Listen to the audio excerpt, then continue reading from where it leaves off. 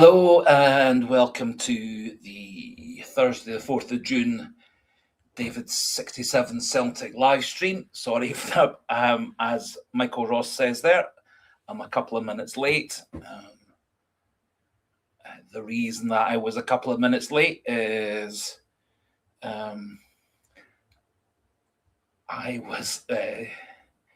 Mrs. David 67's been working all day today. She was a wee bit late getting home and was keen to eat our evening meal together, and so that's why I'm a wee bit late. Starting the live stream is because we were enjoying having an evening meal. So great to have you on, Michael Ross. Great to have you on, Alison Timpany. Great to have you on, Paul Maguire. And great to have you on as well, Sean South, Gary Owen, or Sligo Boy under his other name. Lovely to have you on. Lovely to have Gary Simpson as well. I am actually, apart from a wee bit of hay fever and stuff, which is quite rife where I live in the countryside, over on the east coast of Scotland. Otherwise, I'm pretty fine. Apart from also the things obviously you get when you're 58, 59 years old, aches and pains, etc. So great to have everybody on. I was hoping that there would be a wee bit more news in terms of Celtic's manager in the longer term, or even just a temporary 1 or 2 year option with Martin O'Neill. That still seems to be up in the air. I think there are different interpretations as to what's going on. I do wonder whether hail to you as well, Wyngholm CSC. Great to have you on. As I was saying, difficult to know whether Celtic are, my personal feeling, based on nothing other than my feeling, my gut instinct.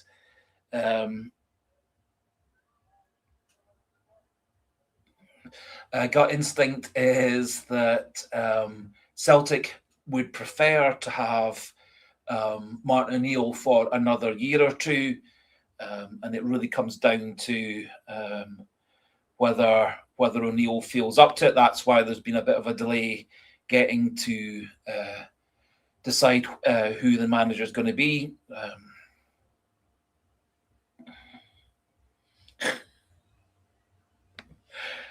Well, Alison Timpany, you make a very good suggestion of a hot tub for the aches and pains.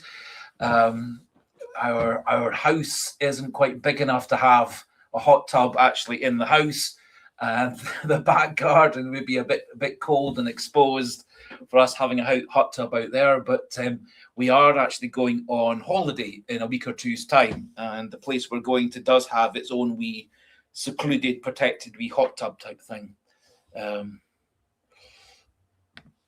So yeah, Wyoming CSC Friday announcement incoming. The club does seem to like that. Yes, certainly there's been a few big announcements coming in on a Friday. My personal feeling is that Celtic's first preference, first option would be to carry on with Martin O'Neill for another year or two, maybe with the view to, in a few years' time, promoting Sean Maloney, maybe with a view to bringing in the next year or two someone like Scott Brown, just for the sake of example, or bringing somebody else in the longer term. But I do think Celtic's first option at the moment is Martin O'Neill, and I would personally like to see O'Neill staying at the club for a year or two, assuming that he's got the physical and mental energy to do that. And obviously he's backed up by Maloney, McManus, Strachan, Fotheringham, etc.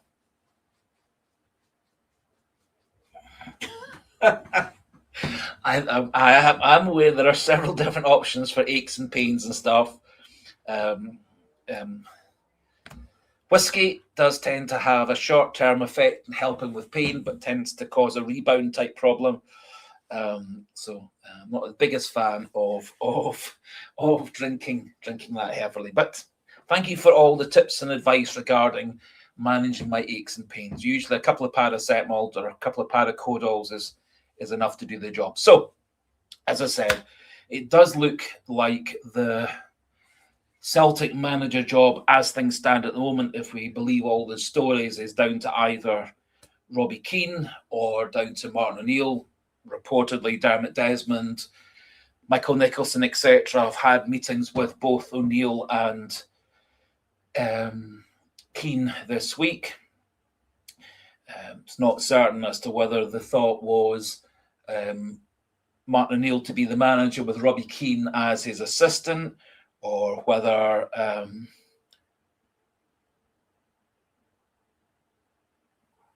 the plan is just to keep going with Martin O'Neill and his team of Maloney, following on McManus, Strachan, etc., etc. It does sound, from what other stories are suggesting, was if they did go down the Robbie Keane route with him being the manager, that he would be backed up by Johnny Hayes, backed up by Scott Brown, backed up by Stephen Glass, the ex-Aberdeen manager. Again, it does sound like, to me, quite a big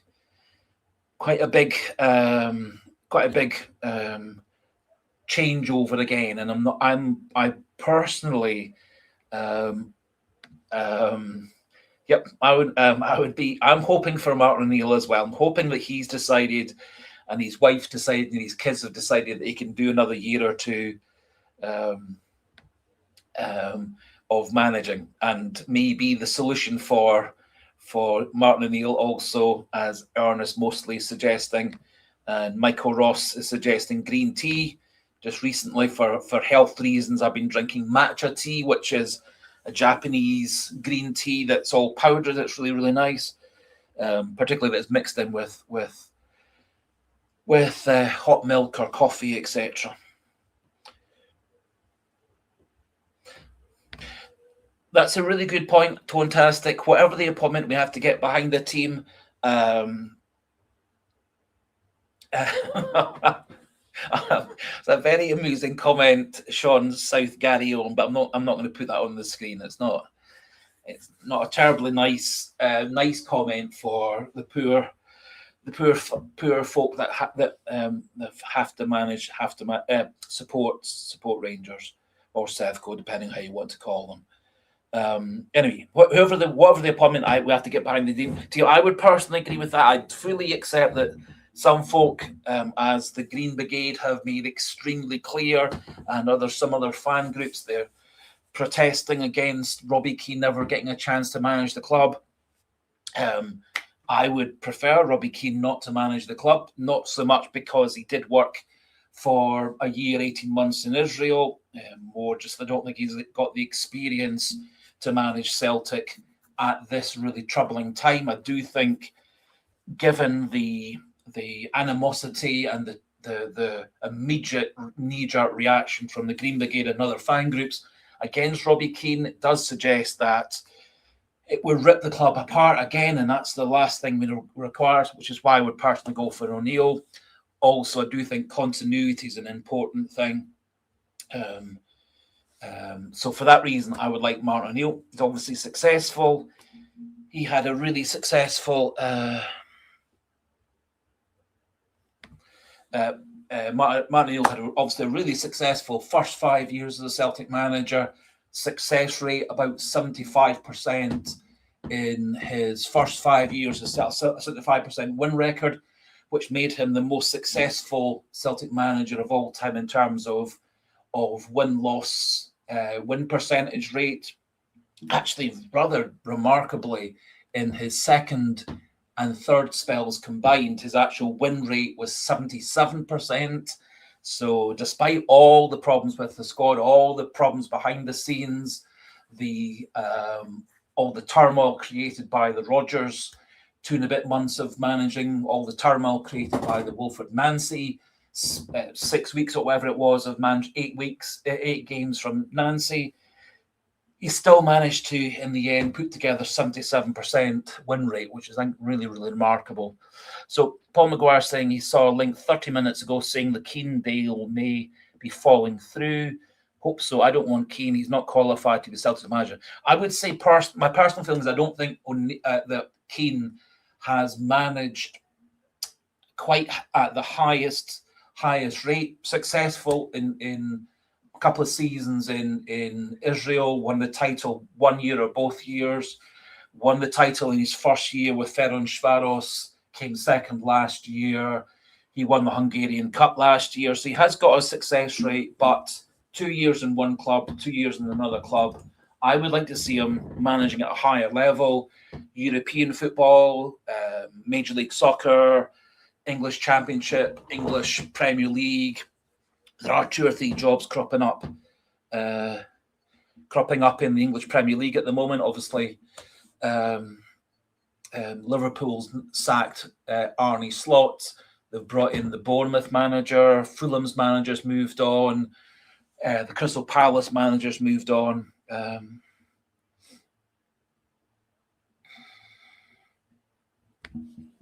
So Wyoming CSC, as my understanding with Robbie Keane, is he may be out of the country because he's playing for the Liverpool veterans team in a charity fundraising game. So my understanding is he came back to Britain and he's flown out to be part of the Liverpool Old Boys charity football team.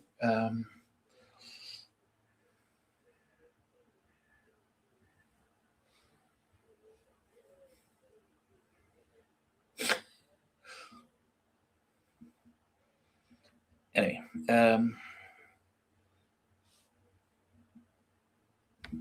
as Alison Timpany, I don't know.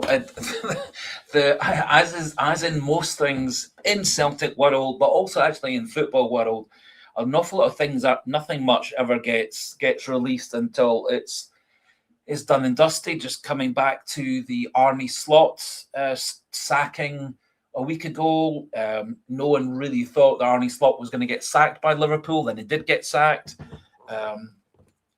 So quite a lot of things just kind of happen behind the scenes, and no one quite knows what's going to happen. I suppose you could say the same thing with Brendan Rodgers leaving last October time. That was quite a shock, at least for me. I happened to be on holiday at that time. I went away for an evening meal. I came back, switched on the computer about midnight, and lo and behold, he'd left the club. So,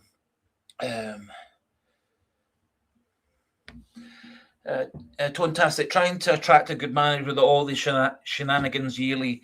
It's getting tiresome, and again, another lazy appointment is looking imminent. But as I said, we need to back the team. Yes, I agree 100% backing the team. I don't think personally that giving Martin O'Neill another 1 or 2 years would be a lazy appointment. I think in terms of going forward, obviously it's not a really long-term solution, but I think it's a solution that would work for 1 year, 2 years, depending on how he and his backroom staff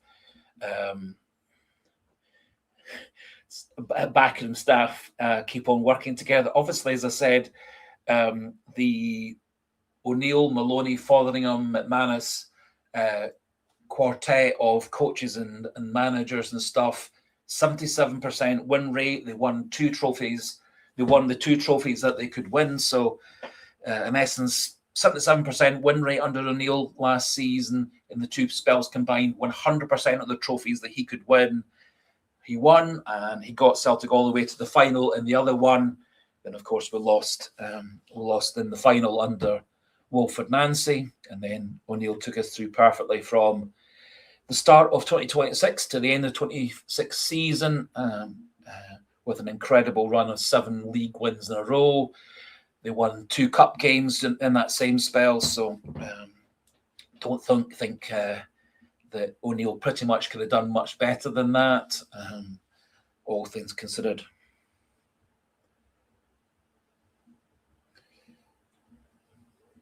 Anyway.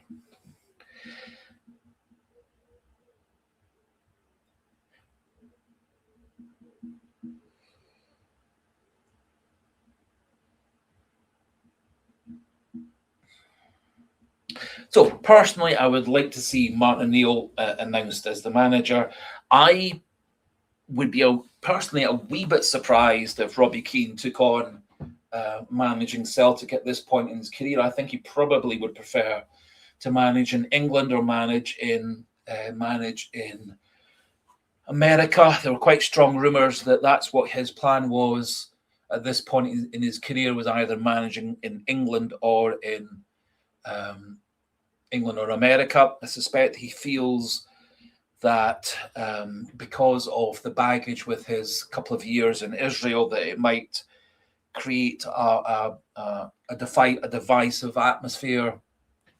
I've always been a great believer in keeping politics out of sport. I know other people think that politics and sport are interlinked.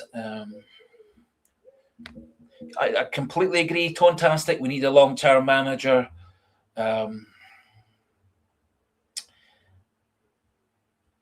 But that's what we said.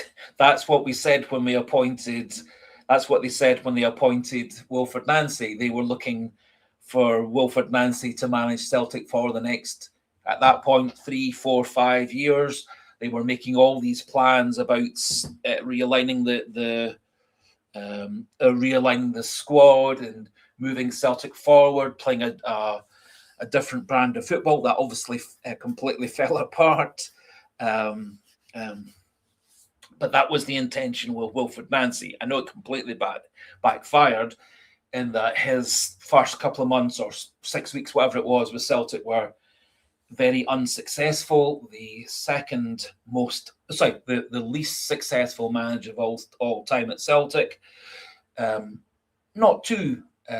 So Celtic's had actually 20 different permanent managers. He's number 20, and Lou Macari, who is having his birthday in a couple of days' time, he's Celtic's 19th most successful manager of all time in terms of wins and win percentage. So, anyway, happy birthday to anybody else whose birthday is around about now. Yes, fantastic. 33 days of utter disaster. But the idea with Wilfred Nancy was this was a manager that we're going to back. This is a manager who is relatively young. He's had success in the Major League Soccer.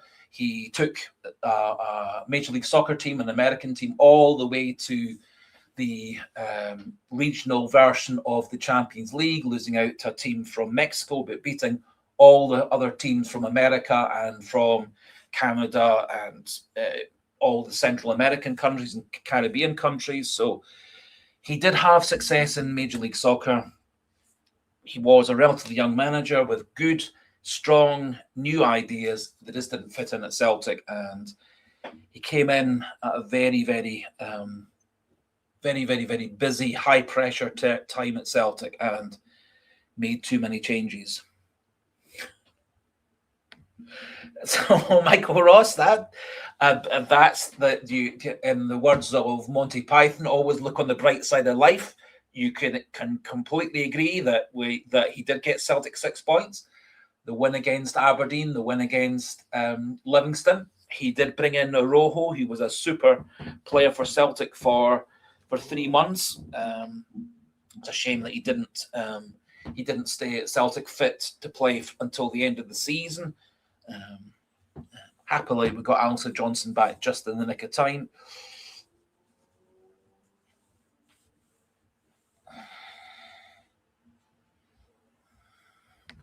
Good point, YMCC. You're saying we need to announce a manager soon. A lot of work needing done this summer. I think at the moment one could argue that the transfer window doesn't open until Monday, the 15th of June. So that's 11 days away. You can't make an actual formal signing unless the player is out of contract. So in essence, there could be some signings lined up to start coming in mid-June. Otherwise, mid-June or so, the players won't be back into pre-season training until probably early July. I think last season, the first pre-season game was the 8th of July. The players had been in for about a week to 10 days before that. So in essence, there's not going to be anybody at training until another 3 weeks or so. Transfer windows doesn't open for another 10 days. So I think we are in the spell where things can be relatively quiet at the club, with scouting people, recruiting people, finance people, all these things, people putting things together, creating a wage budget, creating a transfer budget, maybe negotiating with some players over contracts and stuff in preparation for the new manager.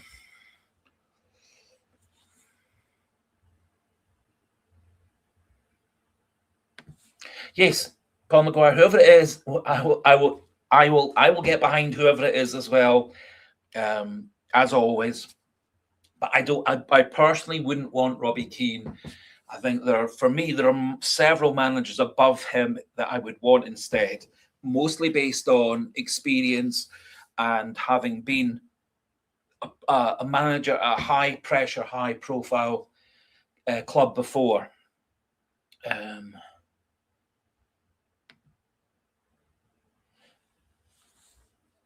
Sorry, very good question, Ronnie McNearney. Are you concerned about the amount of players leaving the club? Well, so far, 2 players have definitely left the club. So Stephen Welsh had his contract cut short by 1 year by mutual consent. I suspect that makes it a lot easier for Stephen Welsh to go back to Motherwell, or go to play for St Mirren or Kilmarnock, or play down in England. Don't think Celtic would have got very much in the way of a transfer fee for him anyway. So I think that's a reasonable one. Obviously, the other player who left was Luis Palma. Celtic bought him for about £3.5 million. We sold him for £3.5 million. He had his very first season for Celtic. He was the 3rd top scorer and the 2nd top for assists that season. So his first season at Celtic was good. Then his 2nd season was poor, and his 3rd season was away on loan here, there, and everywhere. So, however, I do think obviously that Daizen Maida's on his way out the club. Arnie Engels is on his way out the club. I would guess that Rio Hatati's on his way out the club. And I would guess that probably Paulo Bernardo is out the club. Paulo Bernardo, obviously very, very disappointing.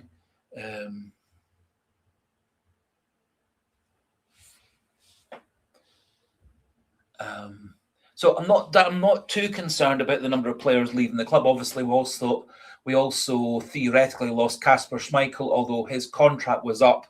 And I had a strong feeling that Kasper Schmeichel probably was going to retire at the end of the season just finished, after the World Cup, come what may. But obviously that got brought forward and made definite by his shoulder injury. Fantastic. Anyone watch Mulgrew and Trusty talking about what the Americans do practicing for penalties, psychology at its finest? No, I didn't actually see that one. To be thoroughly fair to Austin Trusty, I was very, very impressed with his coolness and calmness when he came to take that 2nd penalty kick in the penalty shootout at Ibrox. Very, very high pressure, obviously, because with Rangers having missed their first penalty with Tavernier, then Oxlade-Chamberlain scored, then Rangers scored. It was if Trusty had missed that penalty, it would have been back even Steven, and probably Celtic under a bit more pressure, but he stepped up, calm as you like, and smashed it away. I'm not aware that he'd ever taken a penalty kick before as a professional, so I was really impressed with him.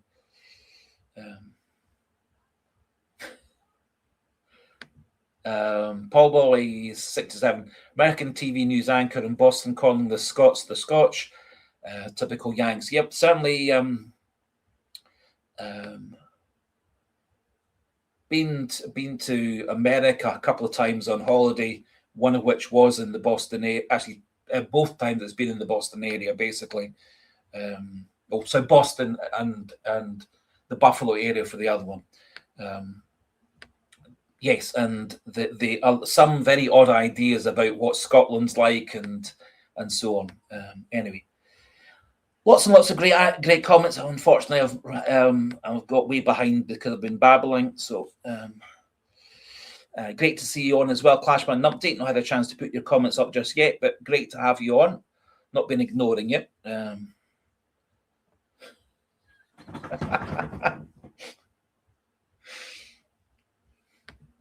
Great to have you on, Chipper67 as well.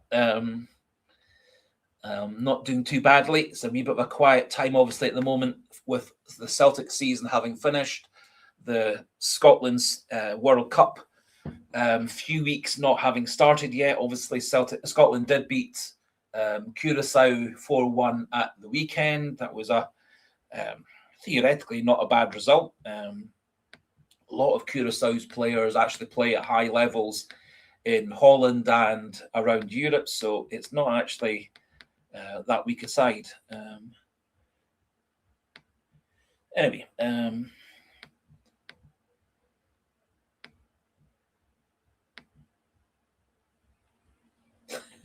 Jumper 67, I've been talking about the Keane saga. So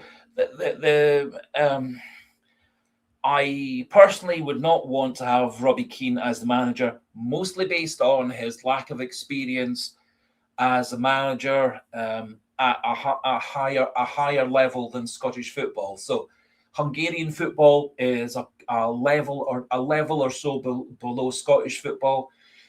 The Israeli league, where he started for his first couple of seasons, again, in terms of quality of league, quality of players, that's a step below Scottish league. And I would like to see him in a comparable league in terms of quality as Scotland, or in a league where there's a very high pressure. So I would prefer to see him manage in somewhere in Central Europe, Belgium, Portugal, Switzerland, Scandinavia, or see him manage in America, or manage in the English Premier League or English Championship. Then in a few years' time, I think he might have the experience, the broadness of knowledge to manage Celtic. I'm not so much against him in terms of politics or having worked in Israel. I'm not a fan of mixing politics and sport. However, I would prefer an experienced manager, and Martin O'Neill is the one who seems to be the one.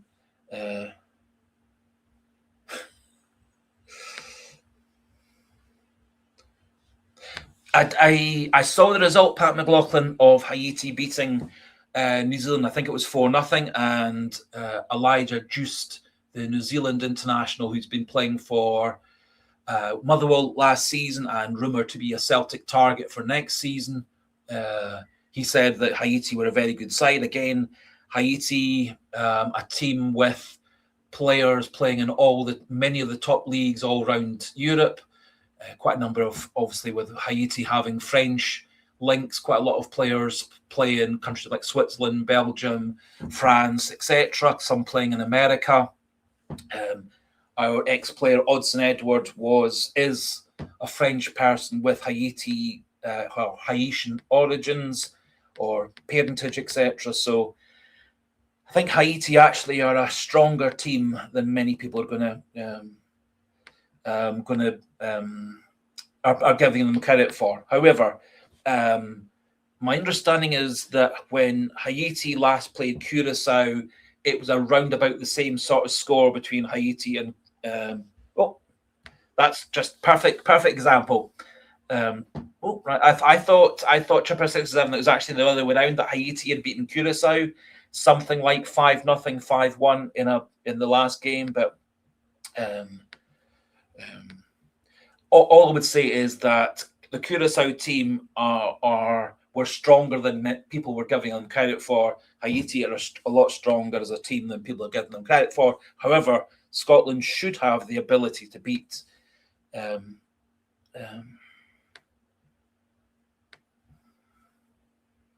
Scotland should have the ability to beat Haiti in the first game. Yes. It was Haiti beat New Zealand 4-0. Yeah, so I think Haiti are the second lowest ranked team. New Zealand are the second lowest ranked team at this World Cup. I think Scotland are a wee bit ahead of Haiti, a wee bit ahead of Curacao. So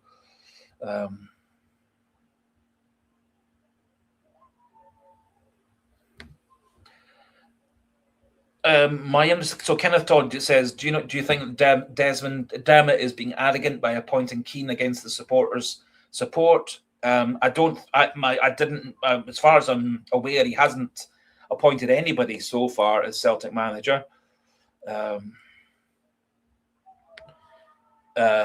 He's had supposedly he and the other people at Celtic have had a chat with Robbie Keane.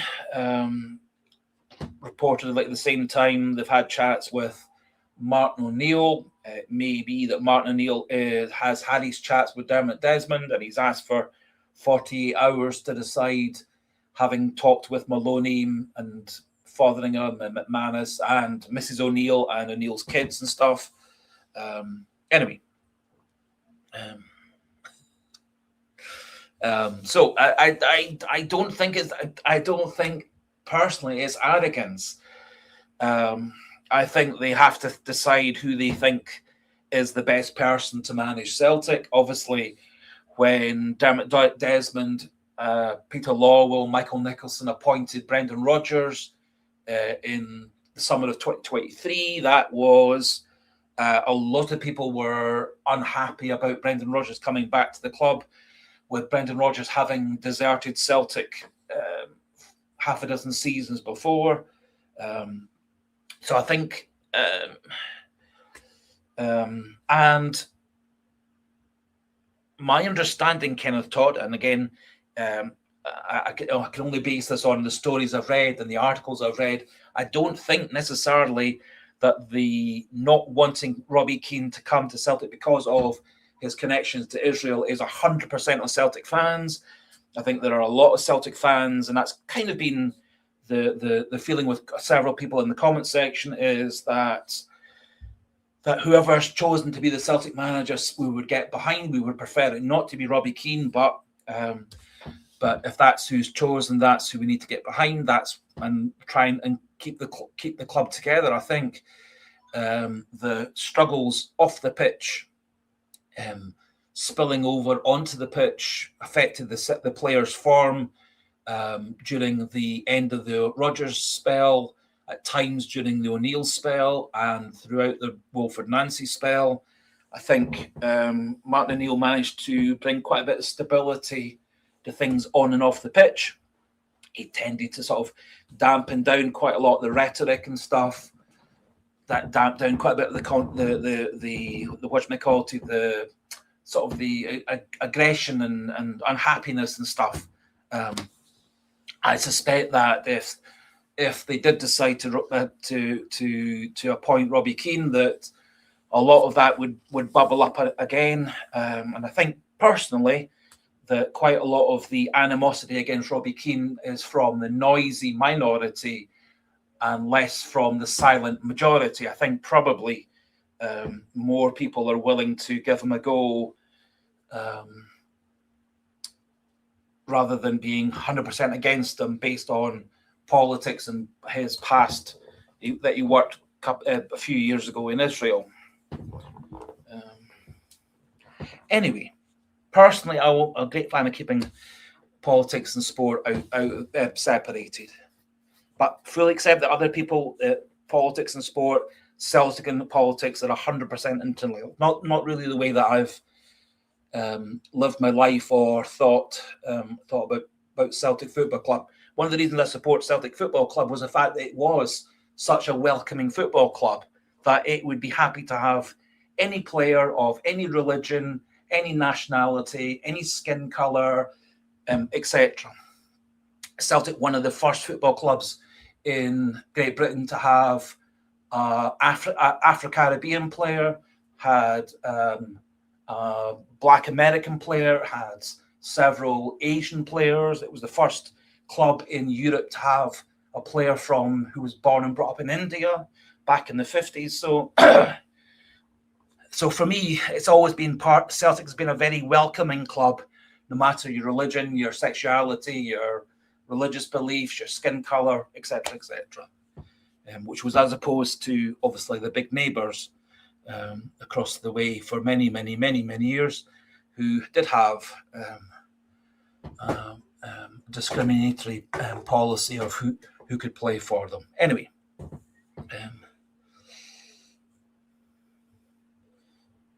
and after all, Celtic has had quite a number of players from Israel who played very well for the club. Nir Beaton played very well for several years. Lila Bada was a great player for 2 and a bit years before he got injured. So I've got but the reason I wouldn't want Robbie Keane is not so much about his 2 years in Israel. It's more the fact that he hasn't managed as yet at a higher level, and he wasn't super dominant when managing in Israel, and he wasn't super dominant when managing in Hungary. It's not as if he won the treble in both those countries and played everyone off the park. He had he's had close seasons and won 2 leagues out of 4, I think.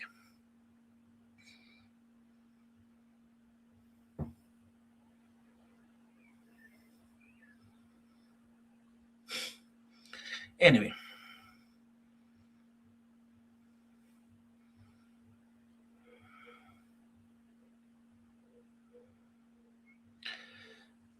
There seems to be quite a lot of non-football related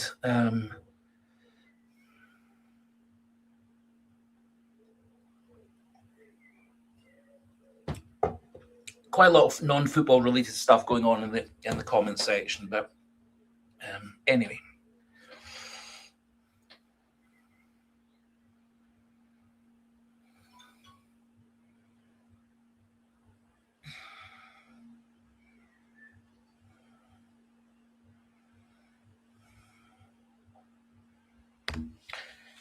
Wyoming CSC, lovely to get back to football.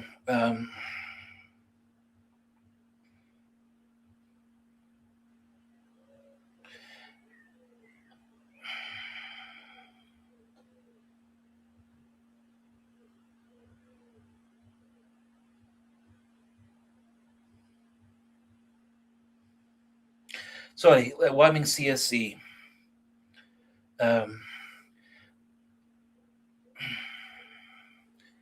To get back to football, do I think that will Nygren stay? I personally would be very surprised if Benjamin Nygren left this season.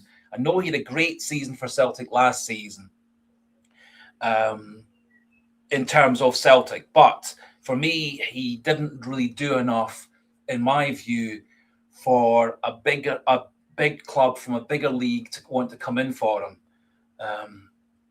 Yes, he scored 21 goals, which was Celtic's top scorer. Yes, he scored. He was the third for assists with 9. He scored goals in Europe. He got into the full Swedish squad. He scored some goals for Sweden. But I do think that a lot of people are going to look at him and say he's not really an all-around midfield player, that he maybe is a bit of a luxury player and that he doesn't really get involved in the hurly-burly and winning the ball back, etc. Yes, he's a good passer. Yes, he's a very good goal scorer. He's good at getting into the box and finishing chances. But I don't think probably he has done enough to be seen as an all-around football player. I think given the fact that Celtic had some very hard-working midfielders around him, they had very hard-working wide players in Maeda and Yang, either side of him. Engels, hard-working. McCown's hard-working. McGregor's hard-working. I think that compensates for maybe Nygren's inability to do the hurly-burly and the fighting for the ball stuff. So I don't see Nygren leaving the club next season. I think he's going to have to improve his all-around game.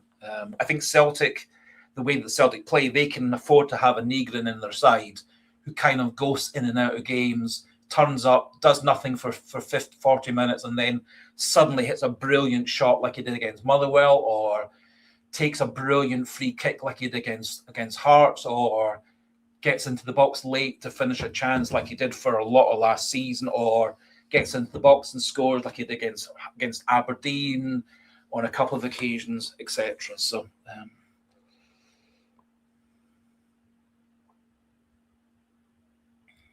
Sorry for any not very nice comments. I was hoping that whoever was making horrible comments would in the end just kind of lose interest and go away. And so maybe that's going to be the case. I'm personally not a great fan in banning people. I'm more of a fan of just ignoring people and letting them burn themselves out. So I would say if people are being horrible and nasty in the comment section, best thing for me, and which is what I do, is just to try and ignore them. I know that's easier said than done, particularly if there's any nasty, horrible comments. So I do. So Clashman Numpty, good footballing point. So to answer the question, I don't think Nygren's leaving the club personally this summer because of the fact I don't think he's a sufficiently all-around player to the other clubs are going to want him. But I think Celtic could make him better and better, working hard with him, with an O'Neill, with Maloney, etc. I think he can and will get better and better, and maybe learn some of the more defensive ball winning skills, much like Matt O'Reilly did little by little as his career progressed under Postecoglou, then Rodgers. He became more of an all around player in his final season or two. Great to have you on, Lauren. I missed your first comment, so great to have you on. It was a great day for Celtic last Sunday, winning the cup in a very nerve-wracking game. So great evening to you, Lauren.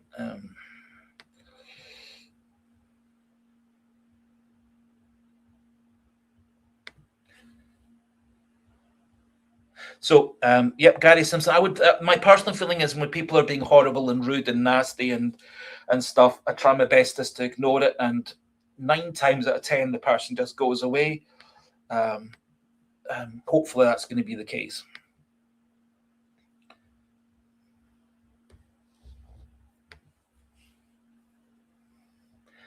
Celtics won. I think Trusty might go.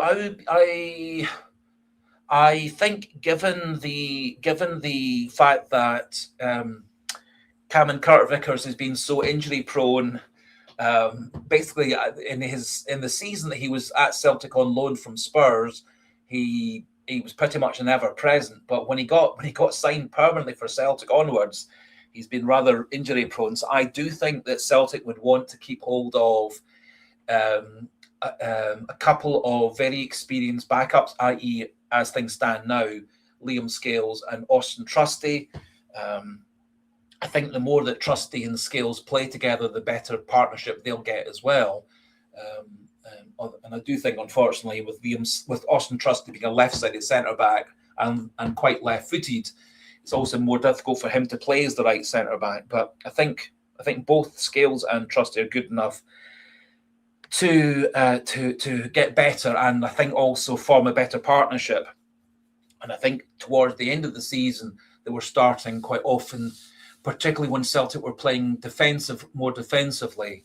I think they've still got to work out the partnership when Celtic are on the front foot and Celtic are attacking, because I think both of them, their positioning can get suspect and their passing can get suspect when we're on the front foot. David Grant, yep, I completely get. I think Benjamin Nygren will get better and better.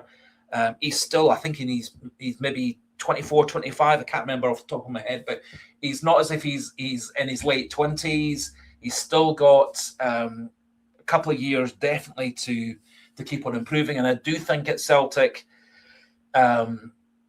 particularly if we do have an experienced coach and good quality backup, as we do at the moment with Maloney, Fotheringham, etc., I do think he'll get better and better. A bit like, as I said, Matt O'Reilly, when he got signed by Ange Postecoglou originally, he was a bit more of a limited player, but over the next 2 or 3 years, he got better and better and developed more all-round midfield skills.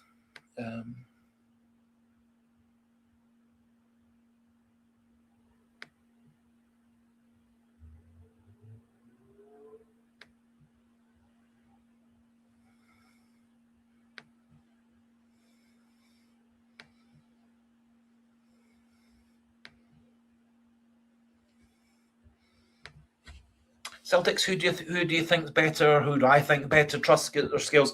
I like Austin Trusty better than Liam Scales, simply because I think Austin Trusty's got a bit more speed to recover. So if Trusty does make a mistake and get himself out of position, he's got that good burst of pace more than Scales for getting back.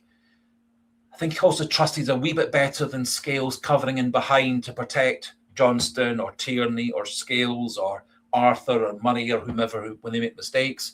I think sometimes Trusty can get a wee bit muscled off the ball, as can Liam Scales.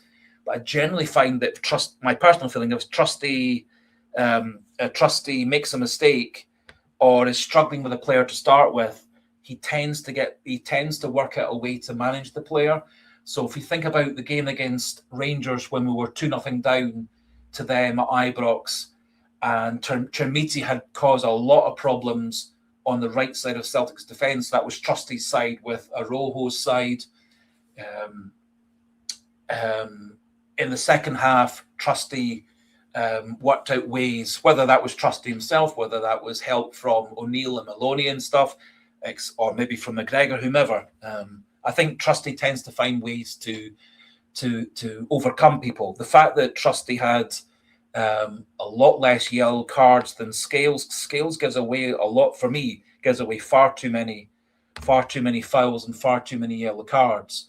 And particularly when you've got teams like Hearts and Rangers who like pumping the ball, actually St Mirren, lots of other teams in Scotland like pumping the ball into the box. Scales, for me, gives away too many fouls in and around the box, in zones for direct free kicks to get pumped into the box. So I prefer Trusty for a variety of reasons. And if with Celtic's available players, my centre-back pairing for next season, assuming that he gets fully fit, would be Carter Vickers and Trusty, but with the intention of bringing in a new first-choice centre-back with Trusty and Scales dropping down to number 3 and number 4.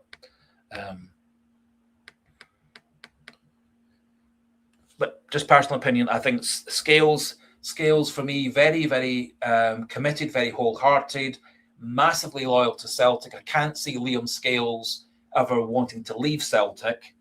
I can certainly see in a year or two's time Austin Trusty wanting to move to Europe or moving back to America. Similarly, maybe Alistair Johnson in a year or two's time. I think for me, Liam Scales is a bit like Anthony Ralston, that he wants to be at Celtic for the rest of his career. I think Luke McCown's another player who is massively loyal to the club, and this getting to Celtic's the pinnacle of their career. For me, possibly players like Trusty and Johnston and several others will see going to play in England in the Premier League as being the kind of step they're going for. Good point, Pat McLaughlin. You say I think Trusty's better because he's been asked to cover the wrong side. Scales wouldn't manage to do that at all. I think there's a lot of merit in that. I think possibly that's something that a lot of us have been forgetting, is that all of last season, basically, Austin Trusty was playing out of position. So he got into the side almost the same time as Carter Vickers dropped out the side. He partnered Liam Scales. Liam Scales is the left centre-back. Then obviously under Wilfred Nancy, Scales started as the right centre-back in a back three, then got moved to the central centre-back in the back three. And the way that the Nancy system worked or was supposed to work, Trusty was the one that was supposed to hang back as the right centre-back, and the left centre-back went forward, but Trusty was the one that was supposed to be deep. And possibly one of Trusty's best performances for me was when he actually played at left centre-back, which was against Rangers in the Cup quarter-final, where he played at left centre-back with Murray and Arthur as the right centre-back for 60 minutes each.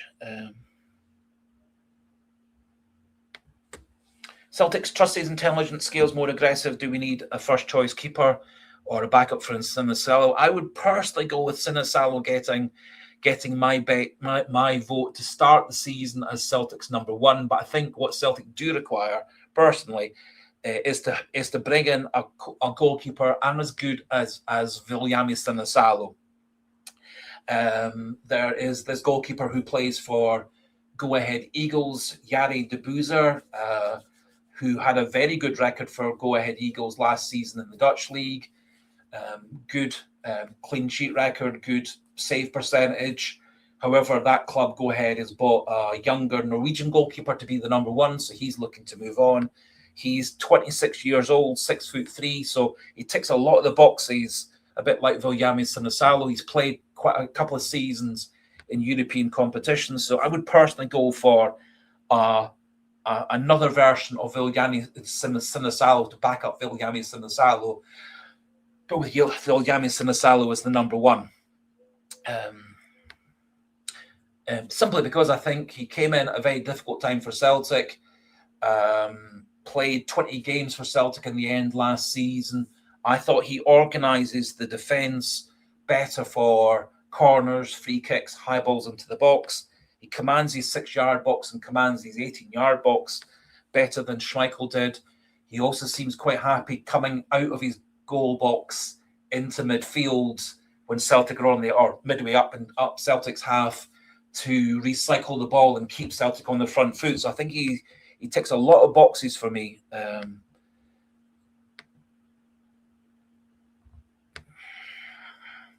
Ronnie McNearney, Moritz Jensen was better than Trusty and Scales. Nawrocki was good also. The problem, I thought Nawrocki is a good centre-back. He, however, like Carter Vickers, has really, for a lot of his career at Celtic, had terrible problems with injuries. I like Moritz Jensen. I thought he was a super player. Just he didn't want to be a backup player. And he very quickly said to, I guess it must have been Ange Postecoglou, that he wasn't willing to be the backup player and left for pastures new.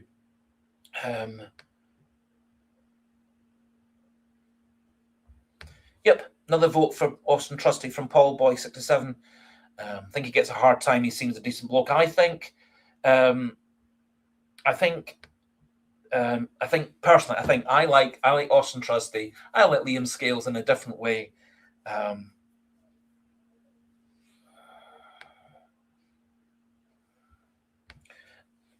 Clashman Numpty, why does this 37% shareholder conduct all of our club business? I think the thing is, although he is a 37% shareholder, he's got about 70% of the votes in terms of a lot of the other shareholders and businesses and investors and stuff involved in the club. So although he on paper has 37% of the vote, he certainly has well over 50% of the votes in his back pocket, up towards 2/3 majority of the votes in his back pocket. So I think that's why he has so much power at the club, because his voting block gives him that power of being basically able to decide everything. David Grant, Celtic will definitely be stronger next season. I'm sure the players will only learn from all these experiences this season. I think you make a really good point there. I think the players who do stay to be part of Celtic's team and Celtic squad for next season, I think they can take a lot of reassurance and power from the fact that they stuck together, that they came through in the end, and unlike Rangers, completely blew up in the last couple of months of the season, and unlike Hearts, who semi blew up in the last couple of months of the season, losing games, drawing games, etc. That Celtic came from 8 points behind at one point to win the title. I think a lot of people, when it went into the post-split, the last sort of 5-6 league games in the season, a lot of people were still saying Celtic would be third, Rangers first and Hearts second, or Hearts first and Rangers second and Celtic third. So a lot of the so-called experts had Celtic down as the third place team. But for me, I always thought that the experience of the people like Johnston, Trusty, Scales, Tierney, McGregor, Forrest, Maeda, Hattati, etc., Oxlade-Chamberlain, Iheanacho, would come through in the end, and that they would be able to carry some of the younger players like Yang, Chinecki, Nigrin, although he's not young as such. He was inexperienced at playing under such pressure. So I think you're entirely right. I think Celtic have some good players who have kind of broken through, like Colby Donovan over the season. I think, although he's not everybody's cup of tea, I think Hyun Yang's made a lot of improvement this season. Not to say he's got a lot more improvement still to make. I think possibly Sebastian Chinecki, who played basically 12 months of football in 12 months, i.e. he didn't get a break between finishing the Swedish season and going straight into the Celtic season in August, end of August, in the transfer window. I think if he has a month off over the course of this summer after the World Cup finishes for Tunisia, that he might well be a bit like Nicholas Kuhn and come back a lot more refreshed, a lot more settled into Scotland and the team. I think he could get better and better. Callum Osman, for me, is a player I think he's got tons and tons of talent, and I think he could be a big player for Celtic, maybe not so much next season, but the season after, particularly if Celtic do get in a good, experienced 25-year-old striker, 25-year-old striker, from whom he can learn a bit of.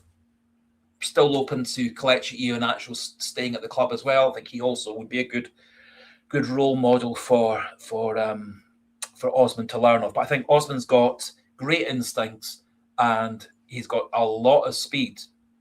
And speed's not something you can teach somebody. It's so players like Kyogo had a lot of speed. Maeda is a great example of a player with a lot of speed.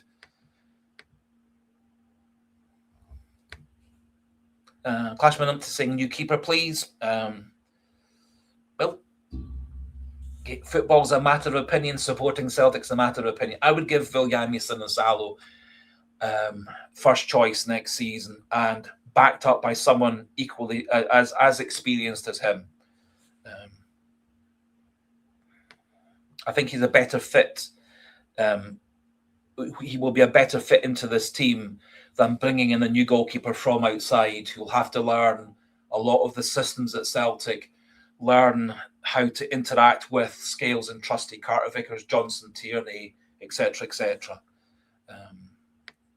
I think personally there's a good unit of 5 or 6 players in Celtic's back four, and I think also the experience that Colby Donovan had last season, the experience up to a point that Dane Murray had last season, will make them better players next season as well.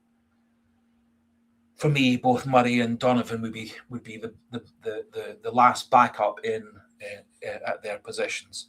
So number 3 for Donovan at right back, and Murray being Celtic's number 5 centre back.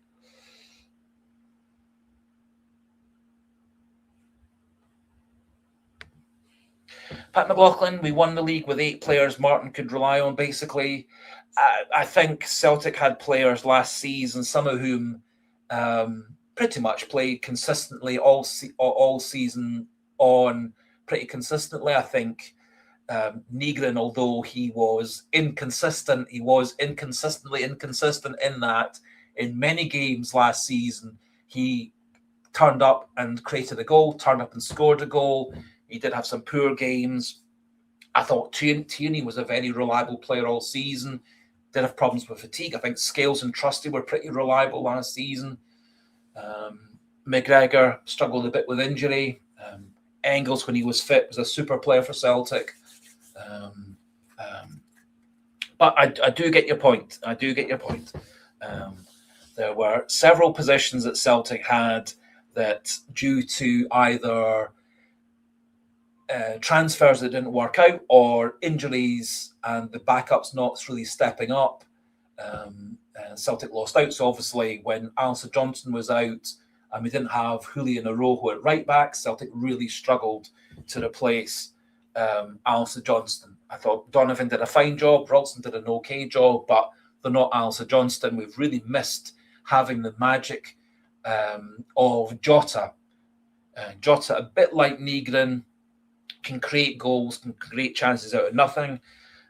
So I do think if Celtic had a fit Jota, a fit Alistair Johnston, and a fit Cameron Vickers last season, Celtic would have been a heck of a lot stronger. And also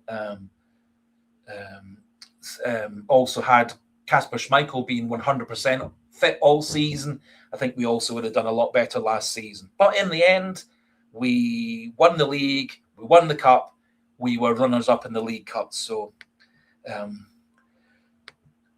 one poor performance in the League Cup final away from yet another treble. So, and if I'd been offered a double at the start of the season after we beat St Mirren 1-0, I would have been very happy to take a double. I would have loved to see us win the treble. I would have loved to see us replicate our Champions League performance from the season before and get at least to the knockout phase. In the end, two very poor substandard games against Kairat Almaty, an okay Europa League campaign, a terrible game against Stuttgart in Glasgow, then a good performance in Stuttgart, and we ended up getting knocked out at the Europa League first stage.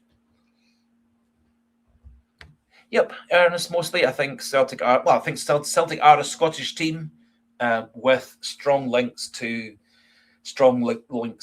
Ireland. I think that's fairly self-explanatory.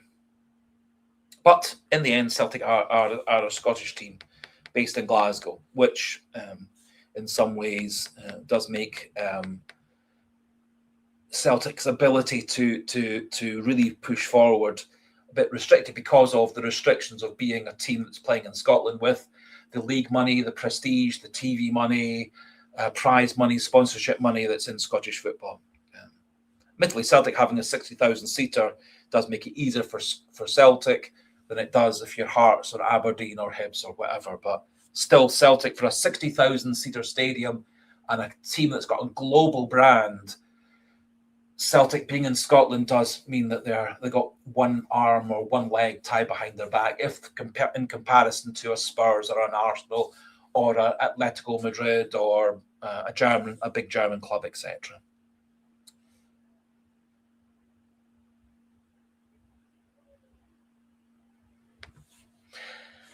Michael Ross, Trussie's better when we have our backs to the wall and are defending for dear life. I think there's quite a lot of merit in that. Some of his best performances for Celtic have been away from home in Europe, or one of his best games was, I thought, what this season finished was the 0-0 draw at Ibrox in the Cup, the game in which Celtic had one shot on goal, which not quite. Obviously, it wasn't the Diaz and Maida one because that was disallowed, so that doesn't count towards the stats. But Celtic, in theory, had two shots on goal, one of which was disallowed for offside, which was slightly debatable. And I thought Celtic's defence that day were absolutely stupendous. And as a large part of that for me was Viljami Sinisalo. I thought he actually organised the defence very, very well that day, given the fact that he was relatively inexperienced and obviously keeping right in front of a very, very hostile crowd as well.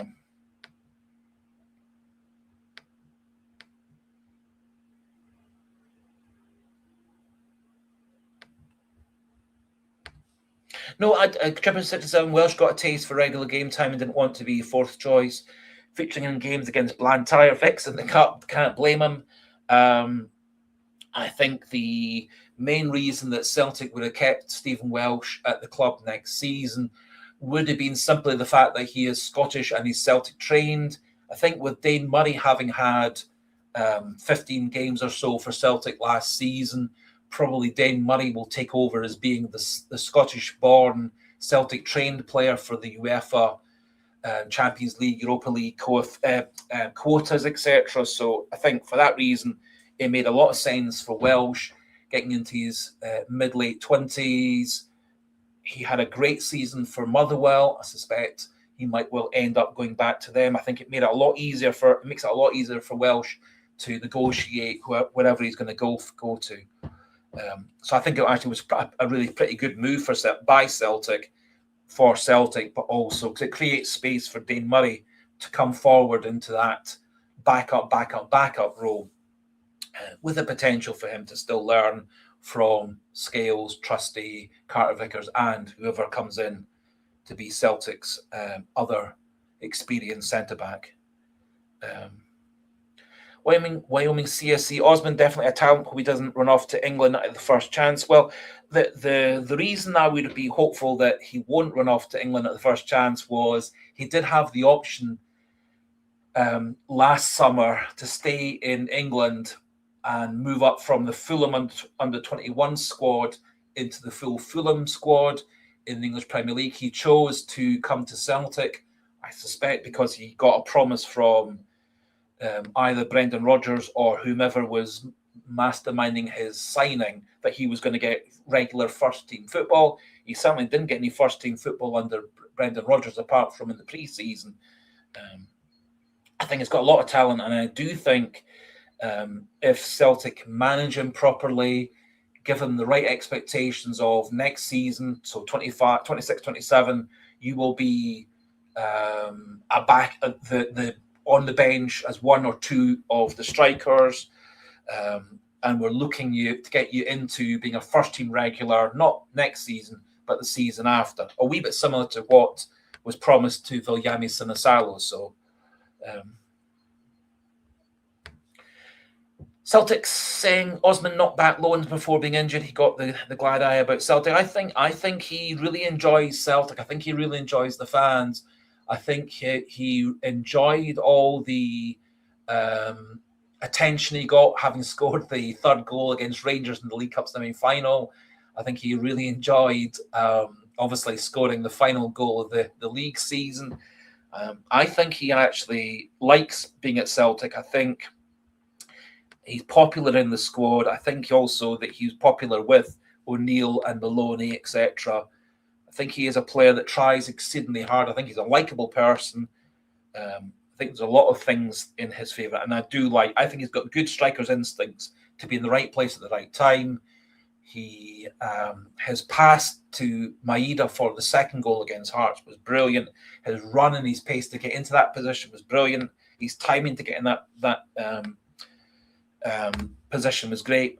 Obviously, the goal he scored against Hearts, the third goal, pretty much anybody could have scored. However, the goal he scored against Rangers in the League Cup semi-final was a great bit of running, getting between two Rangers defenders, beating them for pace and positioning, and a really smart finish. So,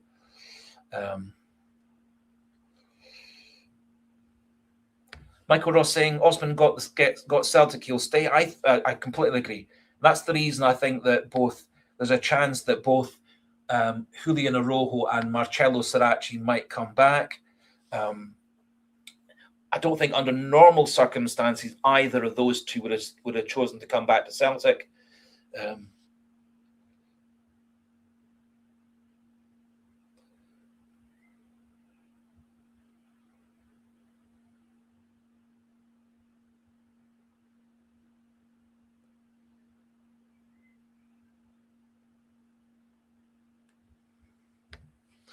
Clashman Umpty, with our finances, it shouldn't really be up for debate who wins the league next season, but sadly, due to inactivity, lateness, indecision, and transfers, it probably will be.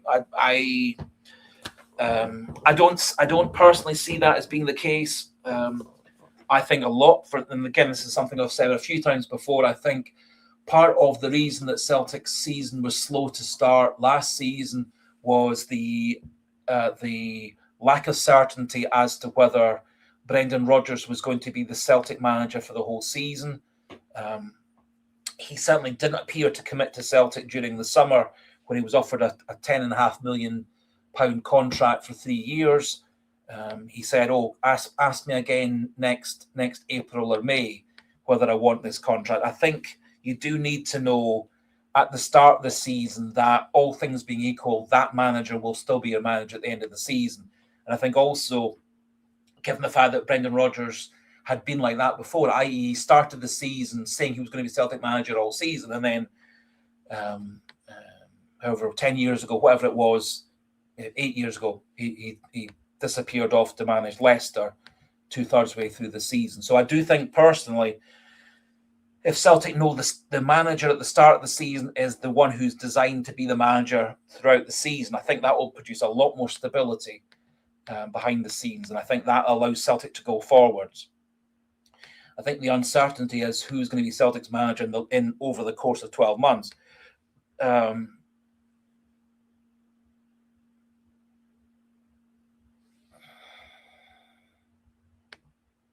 So 20, sorry, Chipper 67.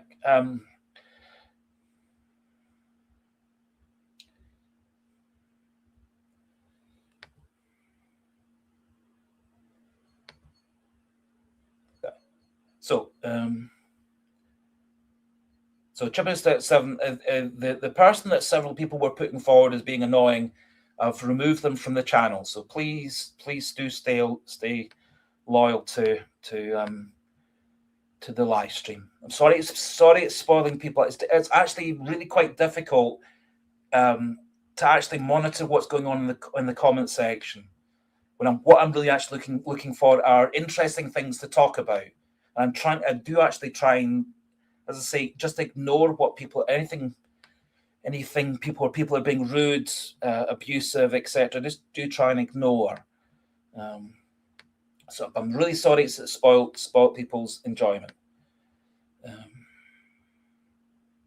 If I had a moderator type person who could monitor the comment section, which I don't, it might be easier to filter out all these things. And a lot of the other channels who do live streams seem to have a moderator type person who takes charge of the comment section.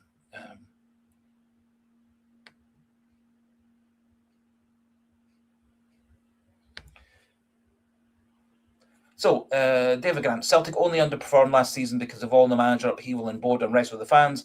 It had a detrimental effect on the players. I would agree with that 100%. I think, as I said, I think the team started unsettled and uncertain because of the rumours regarding Rodgers was going to be away at some point off to manage in Saudi Arabia. So it transpired in November time, roughly.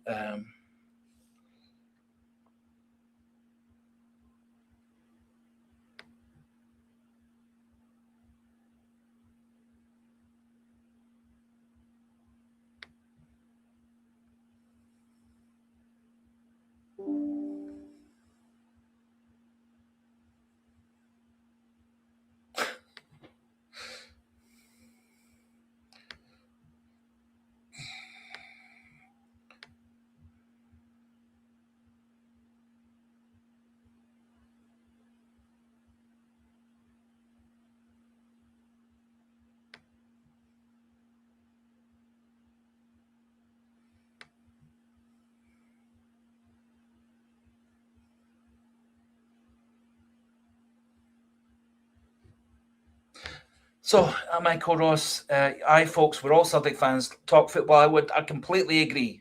I'm also open that if people who don't support Celtic want to be pleasant,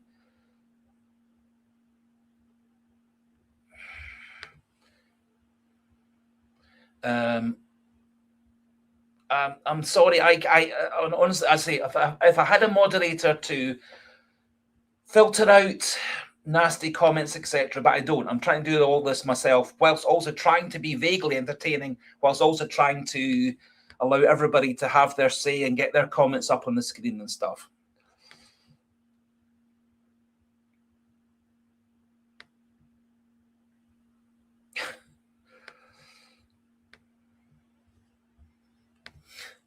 I'm glad you're still here, Rubber Duck 67, and it's disappointing that Chipper 67's gone.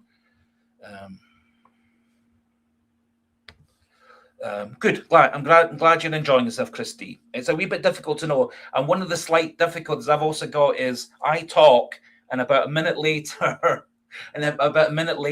because of the delay with YouTube, when I talk, about 30 seconds later, then your comments then respond to what I said 30 seconds ago. So.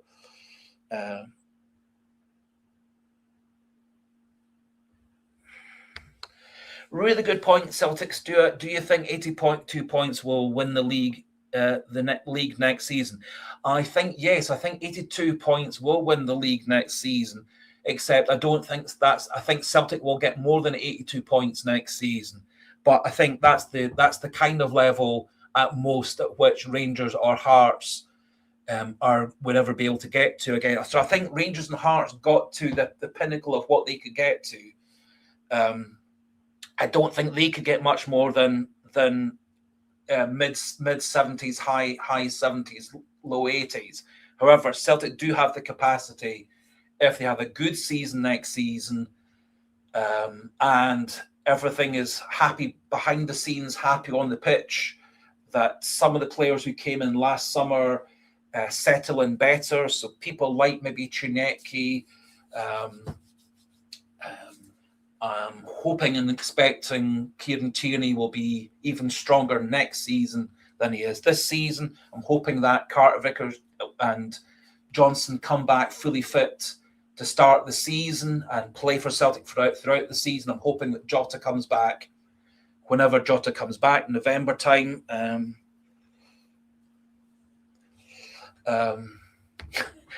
Thank you, Wyoming CSE, that you think I might be the best Celtic live streamer, and that I deserve more subscribers. I think it's my lack of professionalism and lack of top quality gear that maybe holds me back. But as I say, I only do this for fun, and I do this to have a degree of socializing and a degree of keeping my mind active now that I'm not working.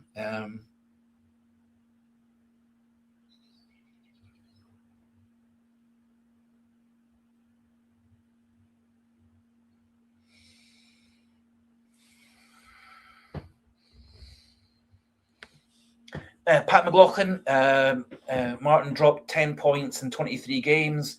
He had in terms of the league season, he had a remarkable league season. We lost to Hibs in a game that was largely changed by the sending off of Trusty, and 1 minute later, the non-awarding of the penalty kick for Liam Scales. I have a strong feeling had Celtic not lost Trusty, they would have won that game. Had they not been given that penalty, assuming that Arnie Engels or Iheanacho scored the penalty. So had Celtic got the penalty, even though they were down to 10 men, I think they would have held on to beat Hibs in that game. The game against Dundee United, the 2-0 at Tannadice, was one of those days. Very poor performance by Celtic on a terrible, terrible pitch. And Dundee United coped better with the conditions and the pitch than Celtic did. With a battling draw against Hearts, with a battling draw against Rangers. Those are both away from homes. I don't think that would be a bad result in a normal season. So completely get what Pat McLaughlin's saying there. As I said right at the start, his win percentage in these two caretaker spells was 77%, which was even better than his 75% in the 5 years from 2000 to 2005. So his win percentage prior to coming back to Celtic last season was the best ever in the history of Celtic. And then obviously he upped that 75% record in his first 5-year spell into 77% in the 2 spells combined last season. So absolutely incredible. And I think what Pat McLaughlin is trying to say, and what I'm trying to say too, is if we had a manager who managed Celtic that well, 10 points dropped in 23 games, if you extrapolate that by roughly dropping another maybe 5 or 6 points in the other 15 games of the season in the league, we're talking 100 points, high 90s, 100 points. So the same kind of levels that Postecoglou and Rodgers and stuff were able to achieve. So I think, cut long story short, I think 82 points would be enough to win the title next season. But I think if Celtic get their act together and get a bit of stability, which helps with transfer markets, which helps players stay at the club, which helps in terms of tactics, formations, cohesion, happiness behind the scenes, coaching, etc. I think Celtic can certainly hope for a total in the 90s, even above. Kind of the kind of season that Postecoglou had in his second season, or that Rodgers had in his second season, where we were streets ahead of everybody in terms of points, goals, and not terribly many bad performances.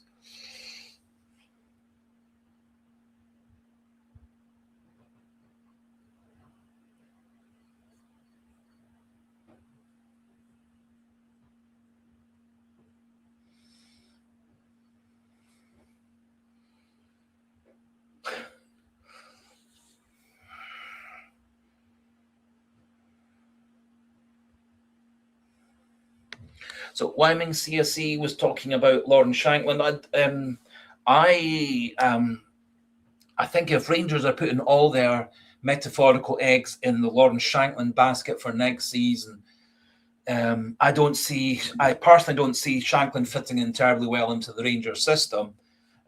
I think Shankland's, although he had a good season last season, I think that his season last season was better than it would have been, because he was backed up by Claudio Braga on one side and Kazidis for most of the part on the other side, and I think that opened up more spaces for Shankland than he would have had if he was the out and out number one striker. So I don't think Shankland will work well at Rangers, and I was always a bit sceptical before about signing Shankland, even though he in theory wouldn't have come to Celtic anyway because he's a lifelong Rangers fan.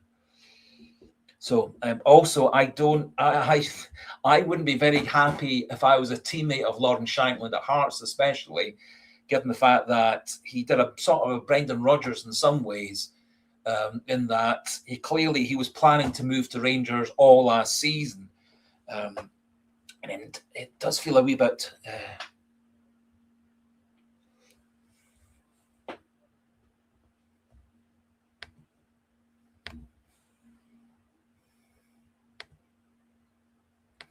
Fair enough, Wyoming CSE. You disagree? You think he's a smart signing, a proven goal scorer in Scotland? I think personally, being a proven goal scorer for Hearts, Dundee United, scoring in with a medium level team in Belgium, I think all these are all well and good. I think where you are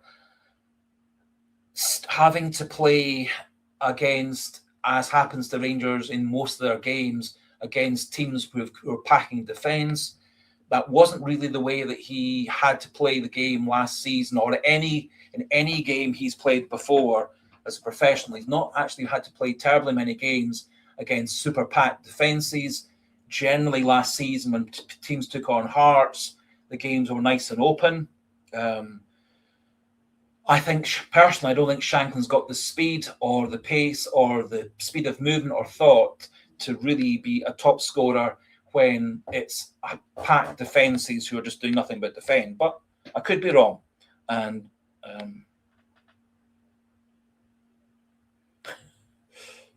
but we'll find out. We'll find out tomorrow. Tomorrow. We'll find out next season.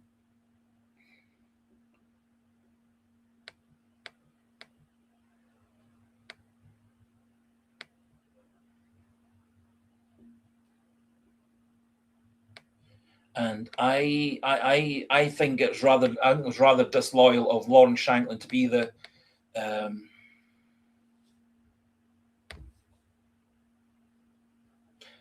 So I don't think personally. I don't think Shankland will be as good in the Rangers team, playing against very often packed defences. I don't think he's got that speed of thought, speed of movement, and quality of finishing to score goals against really packed, well-organised, super defensive teams.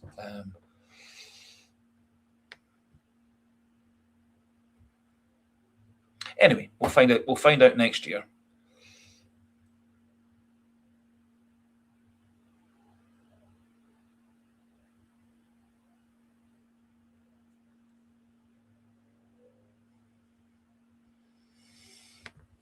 Good point, Wyoming CSC. He did score against Celtic.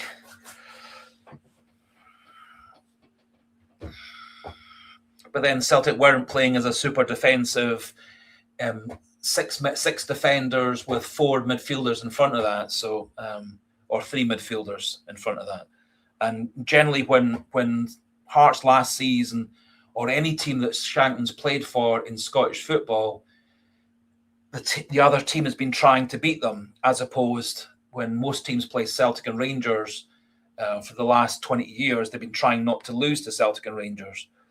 Anyway, the proof will be in the pudding next year.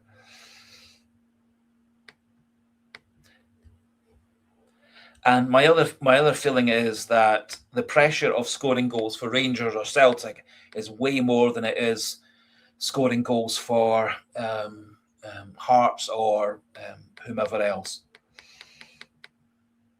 However, if he is chosen to be Scotland's main striker in the World Cup and comes through in that competition, I'll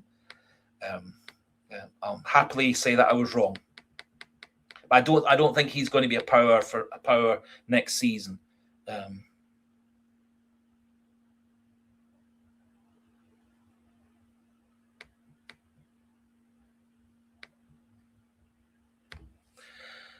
Big Rab, we should be signing the guy from Motherwell, the winger.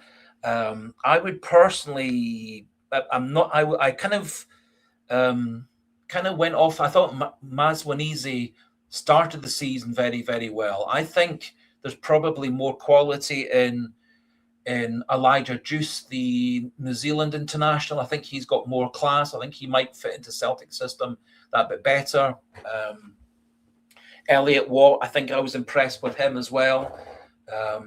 If Callum Ward, their goalkeeper, was a wee bit more experienced at a higher level, I would have happily had him come into Celtic. Probably, I think he just needs to be have played at a higher level than playing in England and playing for Motherwell.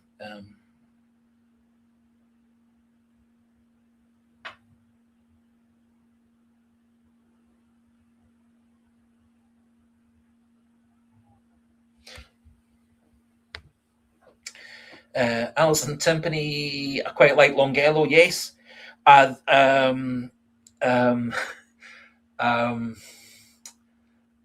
liked him as well. Actually, I thought Longello down one side and Sparrow down the other side were really very powerful in a lot of games, particularly in the second half of the season. I thought Sparrow and Longello were very good against Celtic in that game that we ended up winning with the Iheanacho last-second penalty. I think Longello, I would be quite happy to take a bit of a gamble on Longello if Marcello Sirachi doesn't come back to Celtic. I think he could be that kind of player who can play the Kieran Tierney style role. He was a pretty decent defender for an attacking left back, Longello. So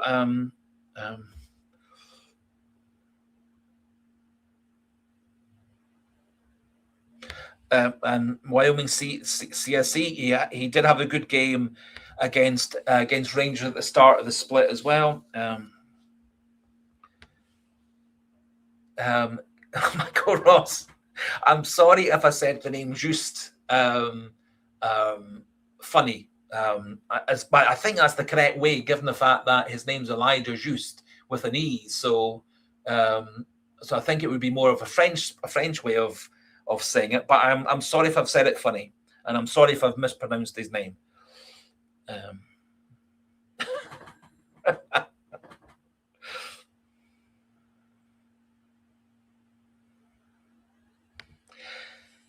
Yeah, Gary Simpson, Motherwell fell away in a big way in the last 10 games of the season. However, well, I'm not sure about that, but they did, I think, when the pressure was on, because in theory, at one point in the season, there were 4 teams who were in touching distance of winning the title, in that Motherwell were, I think, 3-4 points behind Celtic at one point.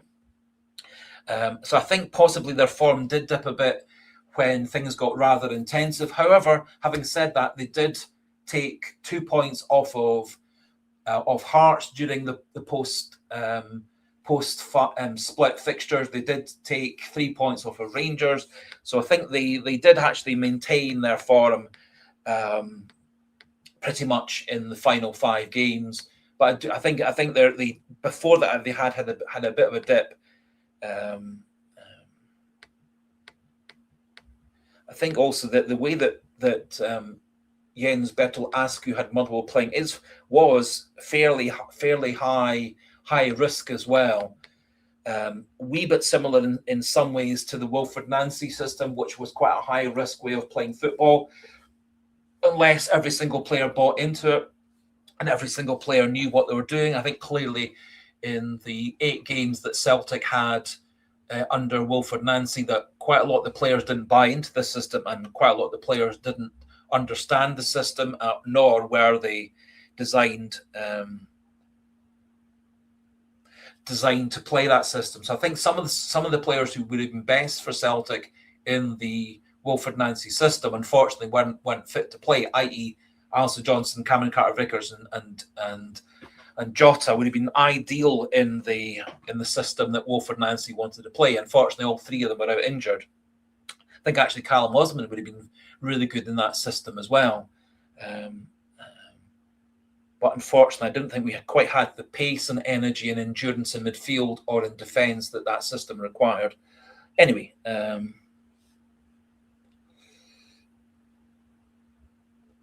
very good point, Robert Duck 67. Should Celtic's first business be trying to keep certain players? I think it's probably worth a go, seeing whether Dyson Maida definitely wants to leave the club or wants to hang about for another season or 2. He is into his late 20s. I think Arnie Engels is definite to leave the club. However, I think there might be room to convince Dyson Maida that being the first choice week in, week out player at Celtic, the hero of the Celtic fans, all the adoration and adulation that he got in the last 2 months of the season, that he's probably going to get far more of that playing for Celtic than he is if he goes to play for Bournemouth or Brentford or West Ham or whatever, or playing for a similar medium-level team in Germany or France or Italy or whatever. I think Arnie Engels always saw Celtic as a stepping stone into playing in Italy or playing for a big German club or playing in the English Premier League. So I think he is thinking 2 steps in advance. So I think there might be scope to convince Dyson Maida to stay at the club. I think Rio Hatate probably needs to move on. I think probably Paulo Bernardo needs to move on. I think for Paulo Bernardo, he obviously fell behind Luke McCowan in the pecking order under all the managers last season at Celtic. So I think probably his cards are marked.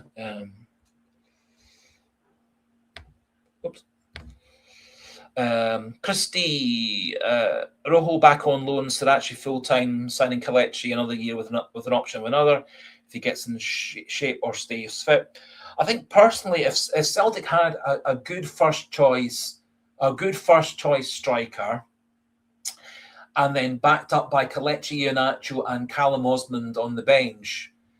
So let's say, I'm not saying we should sign Kyogo as such or Giorgio Giacomakis, because they're obviously players of the past, but a player like them, a player who can be a real first choice striker at Celtic, backed up by Iheanacho off the bench, backed up by Callum Osmond, with Osmond starting a game every now and again, might work out really well for Celtic. I don't think Iheanacho was ever going to be fit enough to play a full 90 minutes or start a game on fire. His best performances all season tended to be the ones where he came on as a substitute, particularly at the end of the season. He did end up with 9 goals for Celtic in 3/4 of a season, and for much of that 3/4 of the season, he was out injured. So his output in the end of 9 goals, given how many games he missed through injury, given the fact it took him about 6 weeks to get warmed up to play for Celtic,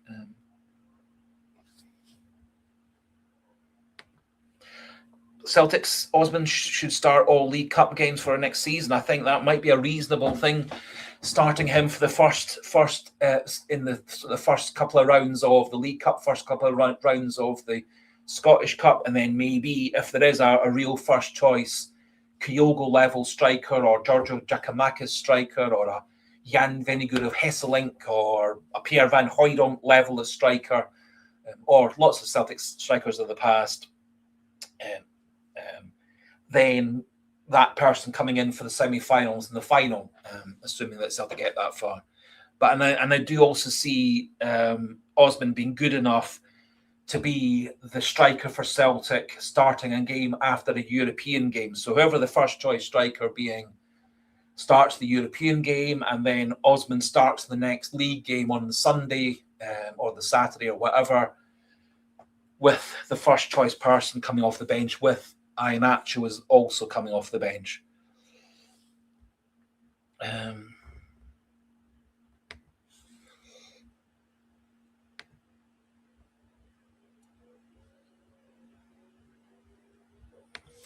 Hey to you as well, Belfast Irish Celt 32. Lovely to have you on. Lovely to have you joining in.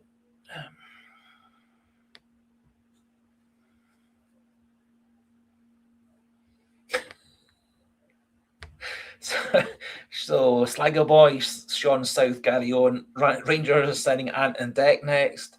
My personal thoughts regarding Rangers, not that I think about them terribly often, but I do think they probably, given the fact they spent £40 million on their squad last season and ended up with absolutely nothing, third place in the league, out in the cup earlier rounds, out in the League Cup earlier rounds, so no trophies, no medals, third place in the league, and they spent 40 million,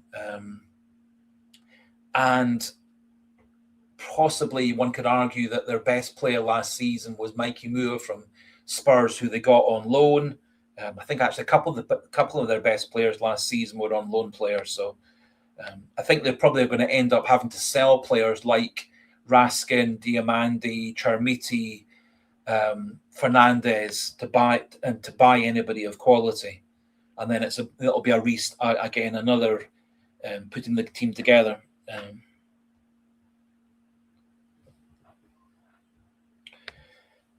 Belfast Irish Celt. I wouldn't mind if we went for Ernest Valverde as manager. What a time he had at Bilbao. I think the problem is, this is again just my personal feeling, is that it's difficult for Celtic to attract an experienced manager from a bigger league like Spain, like England, etc. When there are other jobs that person might reasonably want to go for in bigger, richer leagues. So I think that's Celtic's problem, is that is attracting a really top quality manager. Simply because Scotland is Scotland. Scotland's not a very rich league, not got particularly good TV contract money, prize money, etc., and not this season, but next season, our UEFA coefficient as Scotland as a whole is going to be absolutely abysmal. So this year for the Champions League, we've only got a 1-2-legged tie to get through.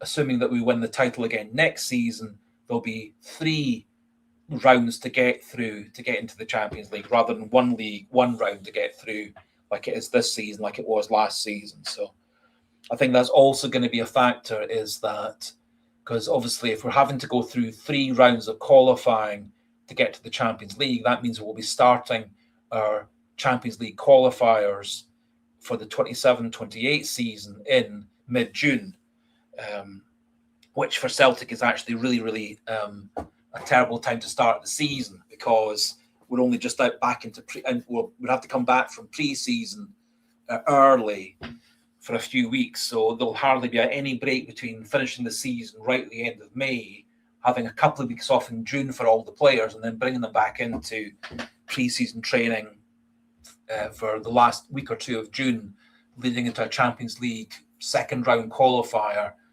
in mid-July.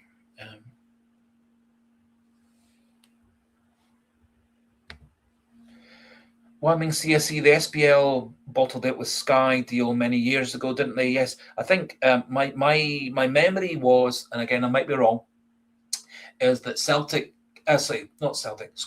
Scottish Premier League, kind of put all its eggs into one basket with Setanta Sports, who then went out of business, and that kind of put Sky Sports nose out of joint in that Celtic and Scotland and Rangers and stuff had kind of pulled away from Sky Sports, who had given Scottish football a lot of money previous years, which meant that Sky weren't going to offer so much the next time around. I think the Scottish deal is getting a bit better in that Sky's put a bit more money into it.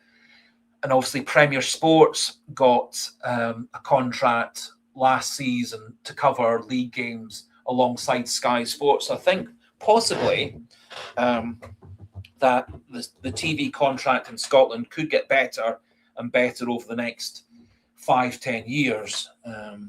One of the reasons that it might get better is if Hearts do remain a challenger, and one of the other clubs, be it Aberdeen or Hibs or Dundee United, let's say, maybe they get a very strong backer like Hearts did to push them further and further up in terms of quality. Maybe if Scottish football appears to be much more a 3, 4, 5 horse race, metaphorically, maybe that helps Sky and Premier Sports and etc.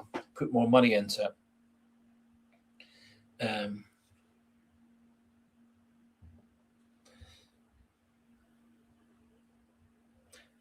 Yes, Celtics. The Setanta pay-per-view disaster left them with a damaged product, and Sky took advantage. Wee bit similar, I think. Setanta Sports had a big contract with the English Championship. That caused a lot of problems for the English Championship clubs. However, Sky Sports were very happy to bail the English Championship out. They weren't very happy to bail out the Scottish football. However, I think little by little, the league has improved the TV money, but it's been little by little. We're still miles down in the world tables in terms of TV contracts. The women's soccer league in America gets more money than the Scottish league does. The Scottish league is in the same kind of ballpark as the South African league for TV money. We're miles down in terms of Europe in terms of TV money.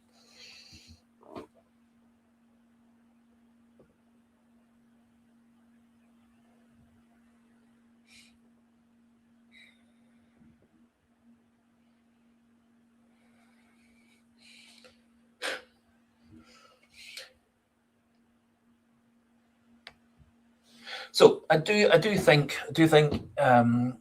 coming back to the point, I think the difficulty Celtic's got is the fact that in terms of prestige of league, in terms of TV contracts, all these other things, we are not just second rate, we're third rate in terms of Scottish football as a product. Celtic as a product should be right at the top of European football, but because of where the country we play in, it does hold us back.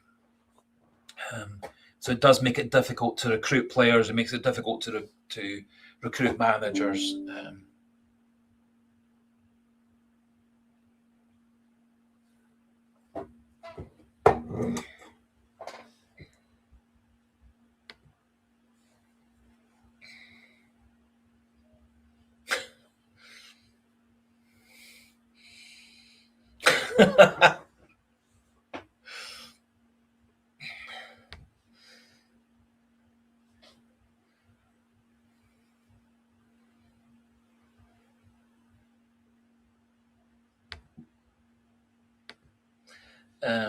Michael Ross, crazy to think the Chinese language started in Scotland and someone whispered and so on all the way across the continents. Yes.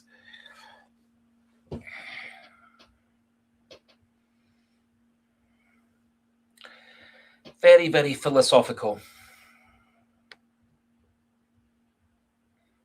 So I think at the moment, in terms of Celtic world, things are on a wee bit of a holding pattern until we get some clarity regarding who's going to be the manager.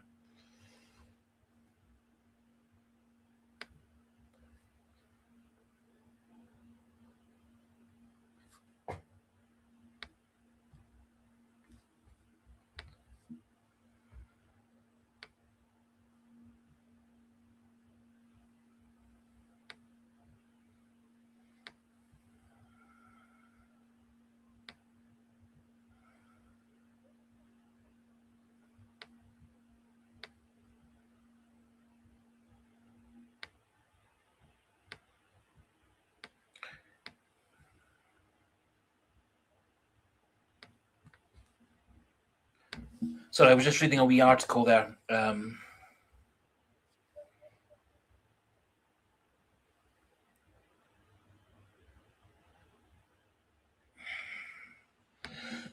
Very good point, Pat McLaughlin. Pioneers as Scots. I think it's always I can't quite remember where it was, but I was watching a wee video today about all the things that Scottish inventors and Scottish scientists and Scottish people had invented. It's absolutely incredible how many of the most the biggest things in terms of the world, television and the telephone and penicillin, tarmac roads, bicycles, all these things invented by Scottish people. So Scotland has done a great thing for the whole world.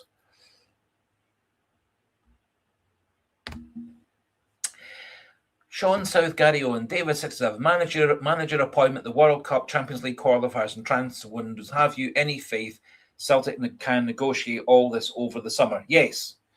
In that, quite a lot of the things that are going to be difficult for Celtic in terms of the World Cup finishing mid-July, and then the Scottish season starting in on round about the 1st of August in terms of the league season. That's going to be the same for all the top teams in Scotland. I'm hoping that in this wee quiet spell between the end of the season and the transfer window opening a week on Monday, and then the players coming back in for pre-season training roughly 2 weeks after that, I think this wee quiet spell should hopefully allow us to get the new manager in, get whatever coaching team it is in settled underneath them, be it the same coaching team as we had last season with Maloney, McManus, etc., or if it is going to be Robbie Keane or somebody else, they then get their coaches and stuff in for a couple of weeks, get everything settled down in preparation for the players coming back into pre-season the end of June. Obviously, Celtic's got 8 or 9 players away at the World Cup. Rangers have got 7 away at the World Cup. I think that's right.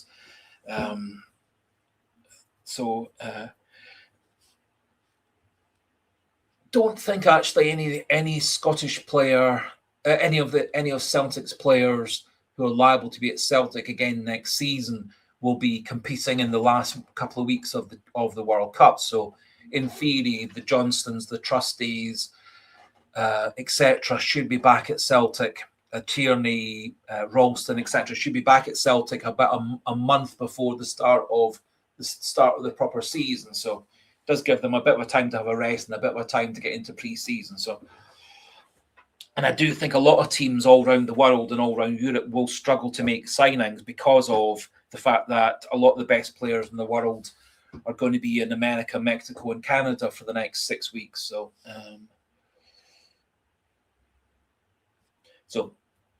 But Sean South, Gary Owen, Sligo Boy, I do have faith. Same that I had faith that we would sort it out last season.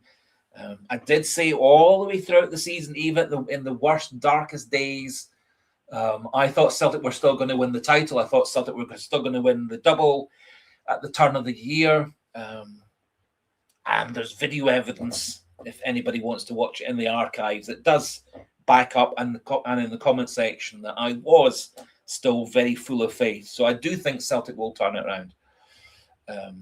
I think we have got a decent team. I think we've got a lot of decent players. I think what last season proved was that they all could pull together,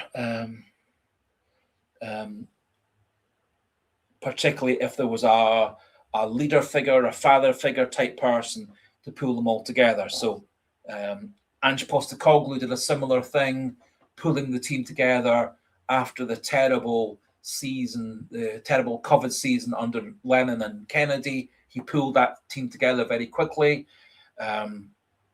I think Rodgers kind of carried on the Postecoglou good vibe, and then that got worse and worse as time went past, and then O'Neill pulled everything back together. So I do think a manager who can either, if it was O'Neill, keep the club together like it is at the moment, or if it's not O'Neill, someone like him who can pull the team back together and keep that cohesion.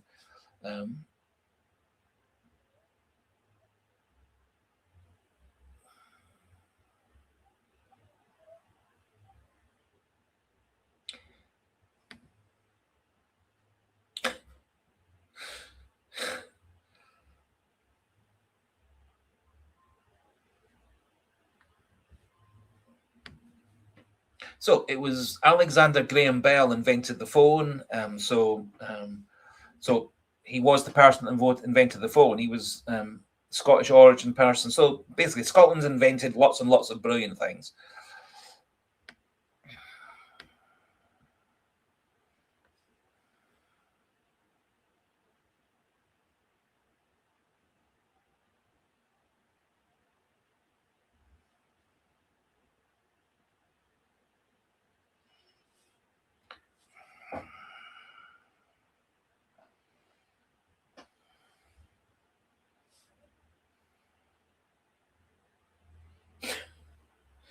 Anyway, we're a wee bit sidetracked as to who invented what. There's there were apparently 3 people all developing the telephone system all at the same time,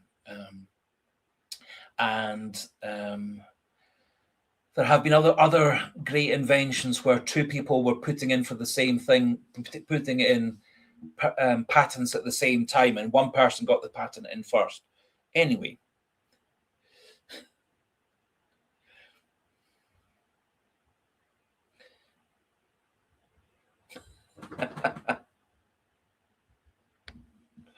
Charles Rennie Mackintosh invented Highland Toffees. Well, Charles Rennie Mackintosh was an extremely talented artist and designer and so on. So and Scottish.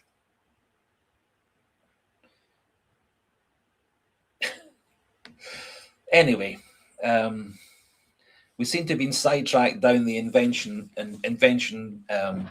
path. I can't even quite remember why I took us down this pathway. I do apologize.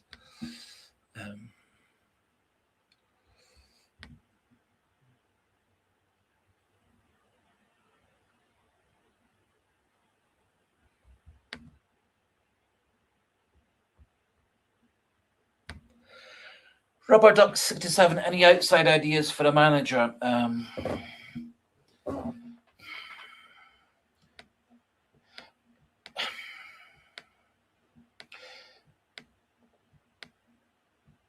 It's a really good question, and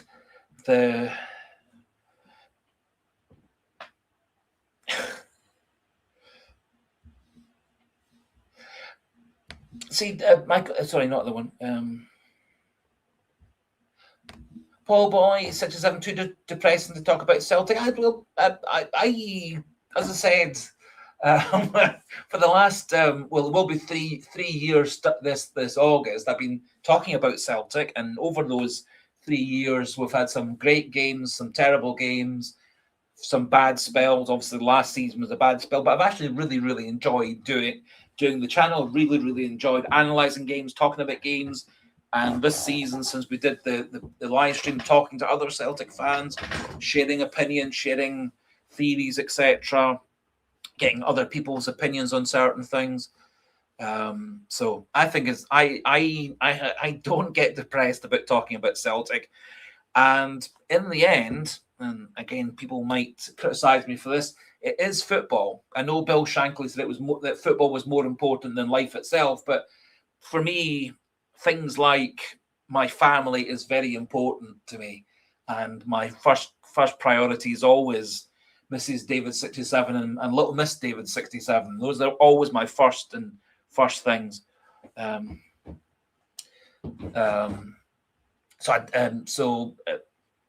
So obviously when Celtic had bad spells last season, it made me sad, but just for a day or two. Waming CSE, do you think the new manager will be backed? I think personally, in terms of I think the people behind the scenes will do the best that they can to get the best sort of players to the club, keep the players who are at the club. As I've said before, Celtic actually are by far and away the biggest wage payers in Scottish football by £5 million a season now, and the budget for next season's even bigger than it has been this season finished or the one before. So Celtic actually have been for the last 3 or 4 years investing a lot in the players who already were at the club. So they've given big pay rises to people like Carter Vickers, Johnston. They've given a pay rise now to Scales, to McCowan. They gave several pay rises for Dyson Maida, several pay rises for Rio Hatate over the years. They gave a couple of pay rises to Matt O'Reilly when he was at the club. So Celtic have done a lot of things in terms of trying to keep the players who are at the club. And also they have been able to get some players to come to Celtic by offering them bigger wages than the player would have got going to a similar team in another league. So Nygren's a good example of somebody who was given that bit more money by Celtic to come to Celtic rather than choosing to go to a team in Belgium or Holland or Portugal, etc. So, and my personal feeling also in terms of transfer fees, I don't think Celtic necessarily have to spend massive amounts of money on players to get good quality players. I think it's more about choosing the right markets, choosing players at the right time in their career. So a bit like Benjamin Nygren, he was 12 months away from the end of his contract in Danish football. We got him for a cut price. We got players like Maida, Hatate, Johnston from leagues where transfer fees tend to be much, much lower.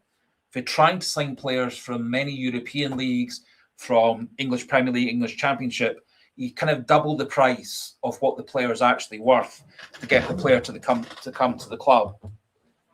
So I don't think it necessarily is about breaking our transfer record to sign a player.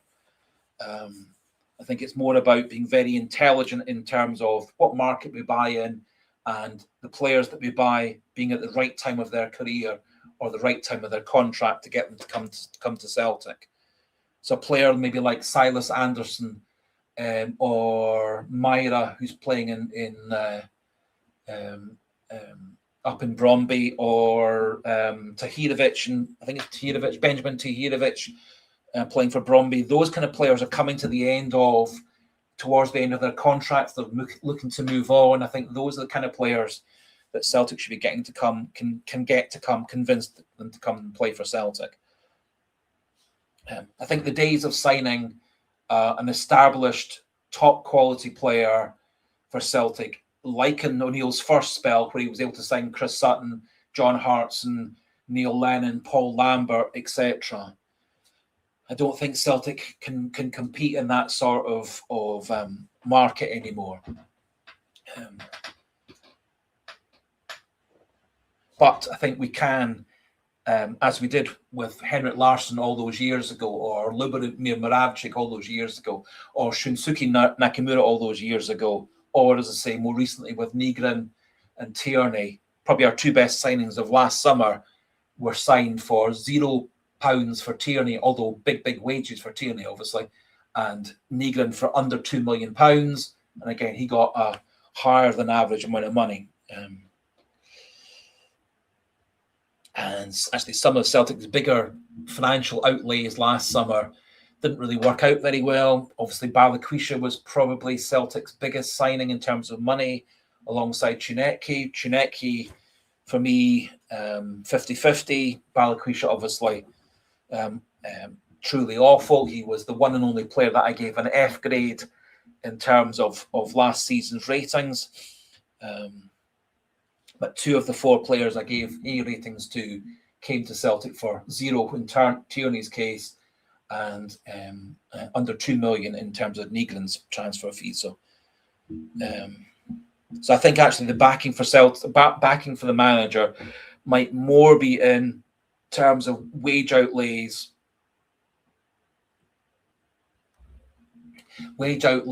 and shopping in the right market and offering those players a higher than average amount of money to come to Celtic as a preference to going to play as a backup bench warmer at Bournemouth or Crystal Palace or West Ham or a similar Spanish club. So Wyoming CSC, Mvuka should be an F. Yes. Well, had it been that Mvuka had played more than 1 game as a starter and 1 game, so Mvuka basically played 2 games for Celtic in his loan spell. Started a cup match against Dundee, played pretty poorly, came on against Rangers in a cup match, looking very, very nervous. So had he played more than 2 games, I would have given him an F rating as well. Again, Junior Adamu didn't play enough games to deserve a rating either. But Balanquisha did play 14 games last season, or something like 14 games last season, so he got an F grade for me.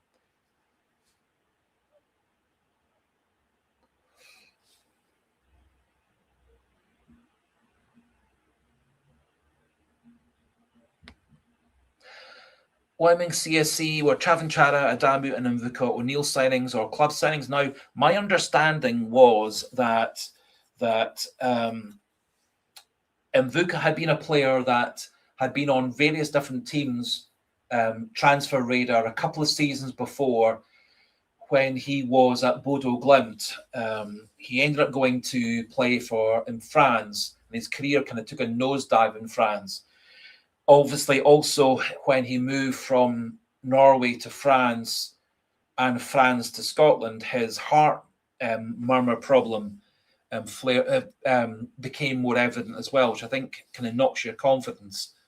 If you know that you've got a heart arrhythmia, heart abnormality, which obviously has killed quite a number of African origin players or African descendant players in the past. It's quite a scary thing if you know that you've got a heart arrhythmia that has caused other people a lot of problems. Anyway, I think Chavanchara, Adamu, and Vuka were all signed in theory to be more as backups and squad players and substitute players. I think possibly Chavanchara was signed to back up Iheanacho. As it turned out, Iheanacho didn't come back into the team as quickly as expected. So Chavanchara, I think, actually had more starts than he was supposed to get, simply because Iheanacho didn't get himself properly fit. I thought personally that Chavanchara did a pretty decent job, given the fact that the way that he was made to play by O'Neill wasn't the way that Chavanchara had played at his best before when he was playing in the league in Czechia. So he was kind of not really playing his style of football. And reportedly, Maloney was a strong influence in choosing players from the scouting pool to pass on to O'Neill for O'Neill to rubber stamp. So I think, to answer your question, Wyoming CSC, Chavanchara, Adamu, and Vuka were a mixture of, there were people that were part of Celtic's scouting network that Maloney ran the rule over and then passed on for O'Neill to rubber stamp. And after all, Adamu is a full international for Austria. He'd been playing for a good German club in Freiburg. Freiburg are the team that went all the way to the Europa League final. Chavanchara also was part of the Czechia international squad. So he was both Adamu and Chavanchara were decent players. They just didn't really fit in properly at Celtic, and that's part of the reason I think actually that Adamu and Chavanchara weren't doing very good at their own club, and similarly Mvuka. I don't think they were fitting in very well with their parent clubs. And obviously, almost certainly, Xavi Chara will be leaving Borussia Mönchengladbach over the summer because he's not fitting into that squad, nor is he playing at his best for that squad.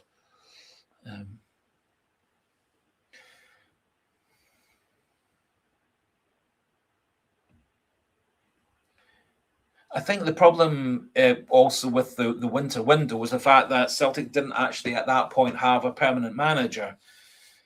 Obviously, we went into December with a full-time manager, and the expectation is that Wilfried Nancy, had it all settled down nicely, would have been the manager in December through January, which would have allowed him to bring in players better suited to his system.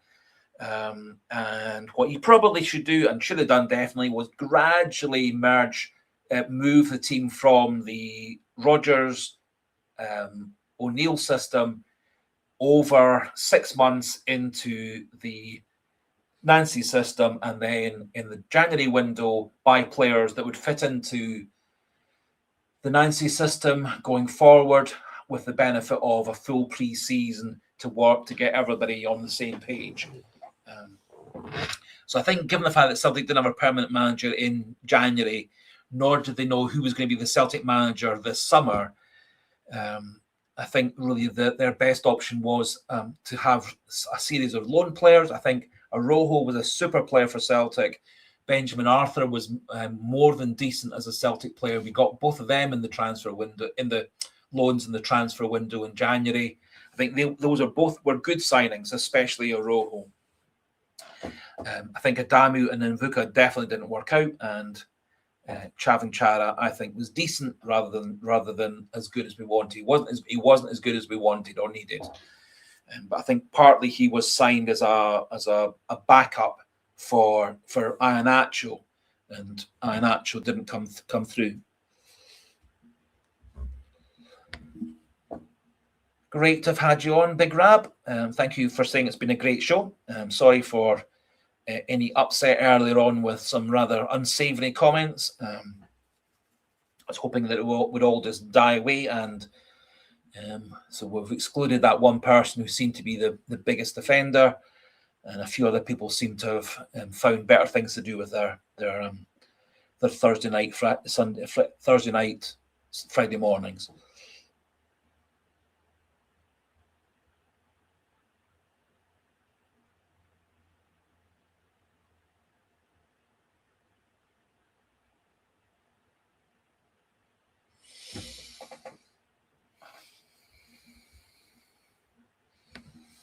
Celtics won. I think it odd that Dermot Desmond is 75 and Martin O'Neill 74, and Dermot Desmond runs a multinational corporation with nobody questioning his age, but they do Martin O'Neill. I think actually, to be kind of going off at a wee bit of tangent, I think actually Dermot Desmond probably in some ways is, in terms of running his companies, is probably a wee bit similar to Martin O'Neill. In that he probably delegates quite a bit of running things on a day-to-day basis to other people, the same way that O'Neill designated a lot of things like the training and player feedback and so on to Maloney and Fotheringham and McManus and Strachan and so on. And obviously a big football club, quite a lot of other things that an old-fashioned manager used to do is done by other people. So I think actually probably Dermot Desmond in some ways is a bit like Martin O'Neill in that he was a kind of overarching authority and deciding where things were going to go and pulling everybody together. I think that was one of the things that O'Neill did very well the first time around in 2000, 2005, was pulling everybody together and getting everybody going in the right direction. I think that was very much the case this time in his two spells, was pulling everyone back together and getting everybody going in the right direction and metaphorically singing off the same hymn sheet. Dexter, is Martin O'Neill working at the World Cup? I don't think he's down to work for the BBC or ITV. and those are the two channels in Britain anyway that will have TV contracts.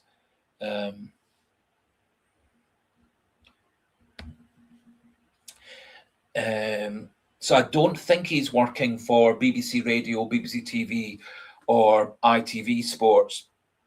I don't think any other channel's going to have a proper coverage. I would dare say, given the fact that he has been a regular contributor to Talk Sport, that he might be involved with Talk Sports coverage of the World Cup, but that's not very active. Yes, so pinball, Talk Sport. Yes, I would guess that he. I would guess that he would. Sorry, I wasn't aware, Ernest. Mostly, for swearing. I do apologise if inadvertently I said a swear word.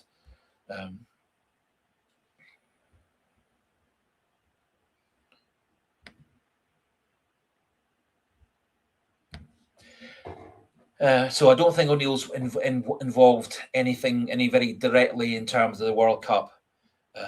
He was doing some kind of long-standing appearance type thing this evening in the Leicester area. It didn't seem to mention anything about him confirming or talking about any kind of stories regarding the Celtic job. And anyway, so Celtics, we definitely need a manager, not just a head coach. I think in essence, in some ways, Sean Maloney was more of the head coach as such for Celtic in the two spells where O'Neill was the manager. I think he's a lot like I'm getting a bit. Just give me a second. I think Martin O'Neill is very much like the way that Ange Postecoglou managed the team. In that quite a lot of Ange Postecoglou's work, he delegated the coaching to the coaches, and more he just oversaw everything, went around watching players, getting feedback from all the various different coaches, having team meetings amongst all the coaches and the players, etc. Also, I think Postecoglou and O'Neill tried to have meetings and interactions with scouting and recruiting and people behind the scenes, the doctors, the medics, the physios. I think it was more of a manager role in terms of bringing lots of different people together, giving them instructions about what to do, etc., and then overseeing them as they did do that. Belfast Irish Celtic. Yep. Ange Postecoglou's doing the World Cup. Yep. He's one of the main contributors.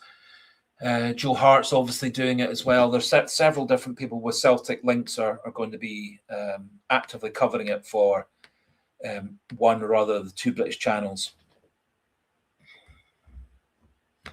Great to have had you on, Lindsay Greenwood 2317. Night to you as well.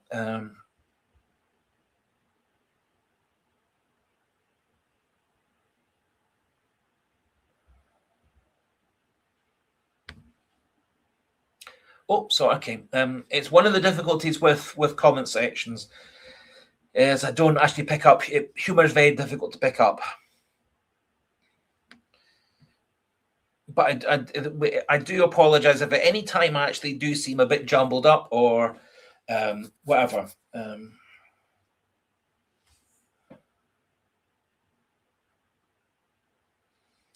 It is actually quite difficult talking for 2 hours and 14 minutes and trying to make vaguely sense whilst trying to keep an eye on what other people are saying. So I do apologise if from time to time I do seem to drift off or go off on a tangent or talk nonsense.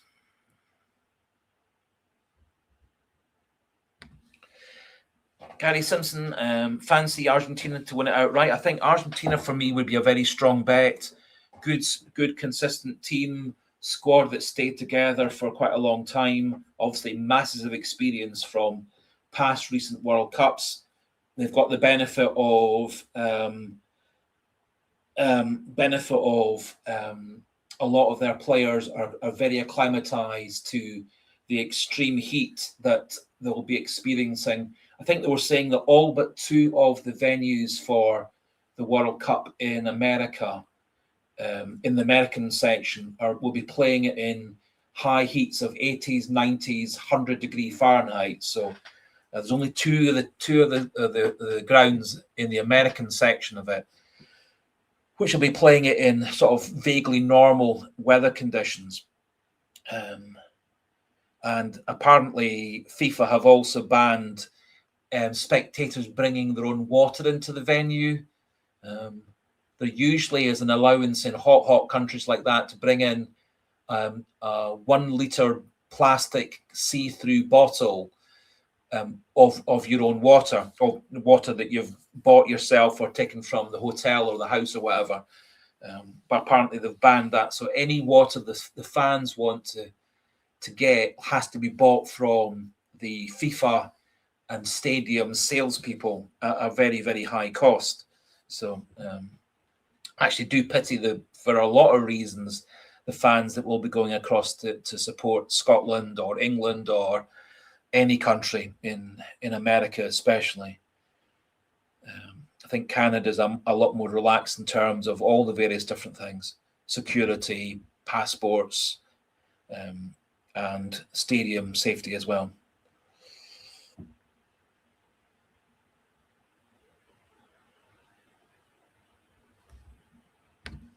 Pat McLaughlin, Congo have a good wee team. I think the other team that a lot of people are putting forward is me being the first African country to have a real chance, Morocco. A lot of people seem to be very, very, very impressed with Morocco. To be thoroughly honest, I haven't seen a lot of Morocco. Obviously, Scotland will see Morocco in one of our group games, but I think they do have a big, very good reputation.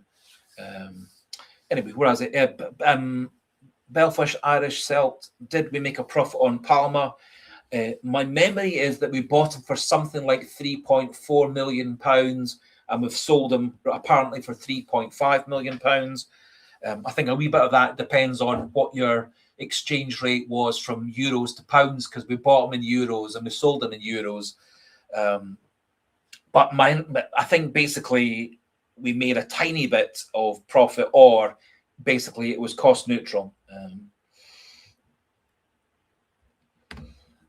Ernest Mosley, did Palma sign for the Polish side or the Spanish? So basically Lech Poznan decided that they would up their bid from €2.5 million to £3.5 million, approximately €4 million. So it does appear that the strong interest from the Spanish leagues pushed Lech Poznan into spending an extra £1 million on Luis Palma.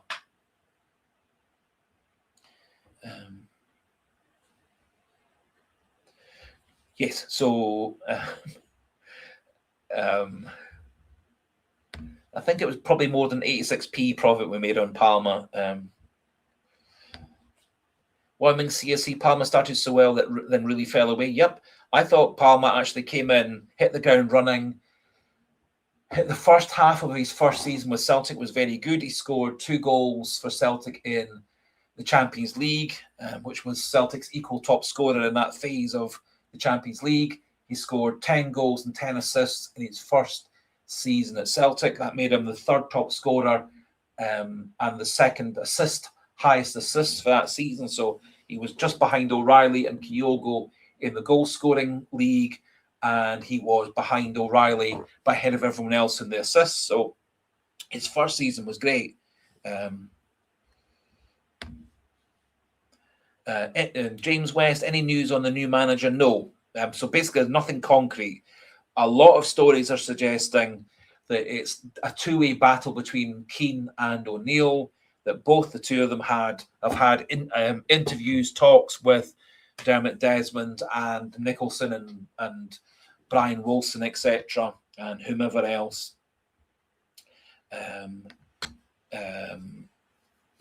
So Martin O'Neill had a pre-existing commitment in the Leicester area. Robbie Keane's away to play for the Liverpool Veterans Charity 11. So both of them apparently are going to be away over the week, are away at the moment. Palma better than Chinecki. I was never convinced that Palma was an out and out winger. In that he didn't have an awful lot of pace. I thought Palma had a really good ability to pass, really good ability to cross, but I didn't think he actually had the inclination or the pace to beat a player on the outside or beat the player on the inside. And certainly his time in Poland, he's been playing basically as sort of a Benjamin Nygren style attacking midfielder. He's not really played out wide for them. And a wee bit similar to Benjamin Nygren, I suppose in some ways, his contribution all round for Lech Poznan hasn't been massive, but he's scored a lot of goals and created a lot of goals, created a lot of chances for them as well.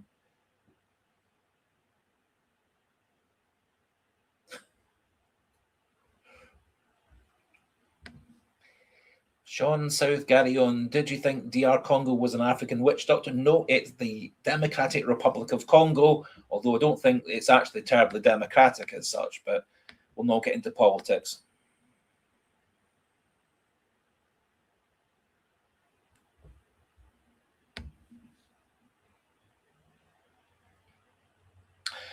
Belfast, who was worse for us, Haxa or Palma? I think personally, in terms of attitude, I liked Luis Palma a lot better. I think both Haksabanovic and Palma were good, talented players. I don't think Haksabanovic liked being not a first choice player. My understanding is that Luis Palma was well liked amongst the other players at Celtic within the squad. I don't think Haksabanovic was very much liked by the managers or by the teammates. Other thing to remember about Luis Palma was, particularly in the season where his form dipped for Celtic, he did actually lose, I think, 3 of his 4 grandparents, or lost the last 3 of his grandparents, which actually was quite a losing. He lost 2 grandparents in very quick succession. And apparently his grandfather had been a very, very important figure in terms of him growing up. So he did actually have a lot of problems, sort of family problems, bereavement problems, at the same time as he dropped out of first team contention at Celtic. So he had a lot of things to cope with.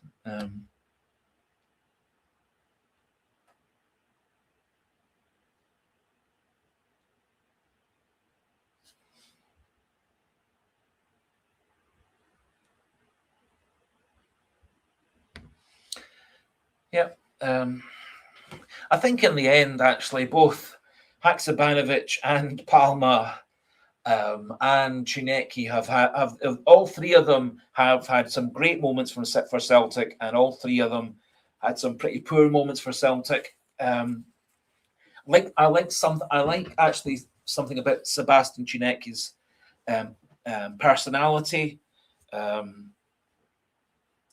And I can see potentially Chinecki next season coming back a better player next season than he was for us this season. I think he's got a lot of qualities, just he's very, very inconsistent. I think also, like a lot of players, he struggles for confidence as well.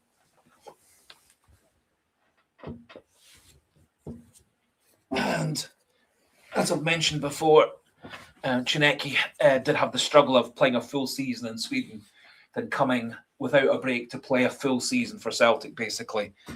So he played the whole of the spring and summer in Sweden. Then he came to play for Celtic at the very end of August, and so he had no break between one season and the next. So I'm hoping that he has a bit of a break for a month after the World Cup finishes for Tunisia.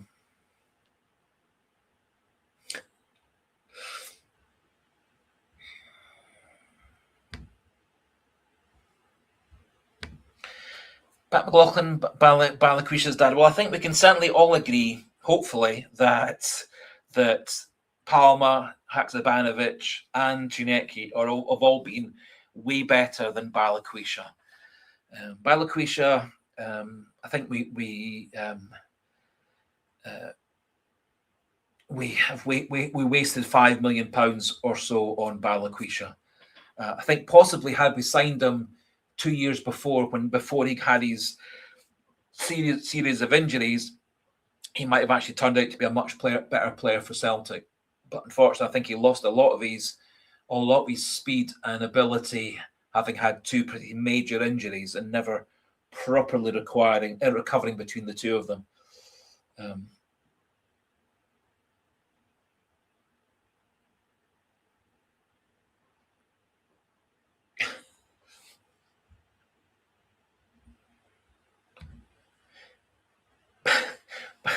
So Belfast Irish Celt, Balikwisha moves like the Trotter's three-wheel van.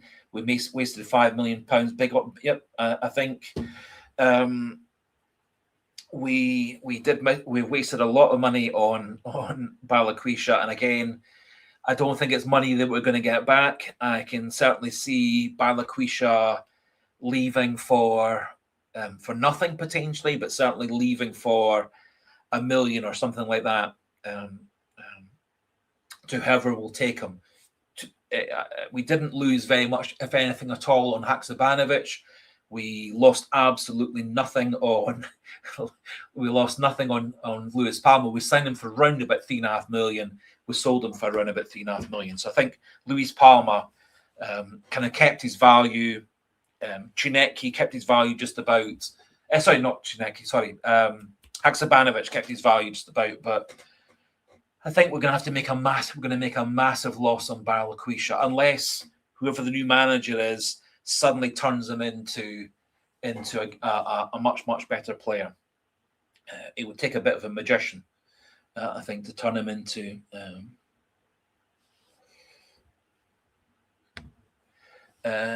What's with us and £5 million players who end up pish like Ajeti, Barkas, and Balikwisha. But to be fair, Barkas did go and play for Utrecht in Dutch football and has had some great times with Utrecht after he left Celtic. Certainly, Ajeti certainly didn't. He was equally disappointing at lots of other clubs that he moved to. So unlike a few players who've left Celtic having been big disappointments like Timu Puki and Bayu and several others, he at least Barkas actually was good at Utrecht, having left us. Ajeti has been rubbish wherever he's gone since then.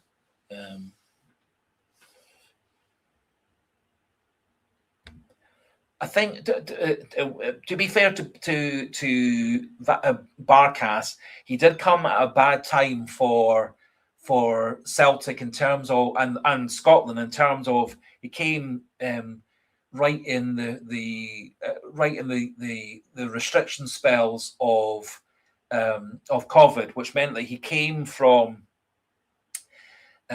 Greece, leaving his wife and children behind in Greece. He couldn't see his wife and children throughout the whole of that season because of COVID restrictions, flight restrictions, all these things. I think he was very isolated. I think he stayed in a hotel room the whole time he was at Celtic, apart from obviously when he was playing and training. But so he didn't really get a chance to settle down and lead a normal life because of all the COVID-related restrictions. So. And so most people would actually find it quite difficult not seeing your wife and children for 9 months and having to keep in contact with them by phone with all the restrictions for socializing and fitting into the team and all these things that happened in the COVID season. So don't think it came at a very good time for Celtic or a very good time for his career. And his performances were very, very poor. However, as I say, he left Celtic, he went to Utrecht, had a good season on loan there, and he's had a good career with Utrecht after that. So I think Barkas probably was a decent goalkeeper, just it was a bad time for him and a bad time for Celtic for a variety of reasons.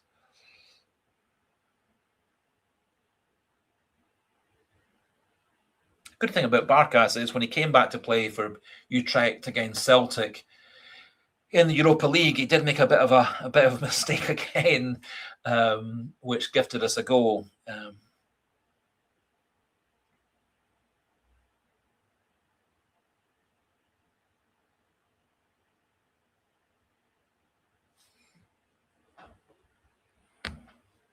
Pinball 7992. Ajeti was never a number 2 striker. No chance against Ajeti. Yeah, From memory, Ajeti actually had a fairly decent start, but he scored a few goals in his first few games, but his career completely went downhill very, very quickly after that.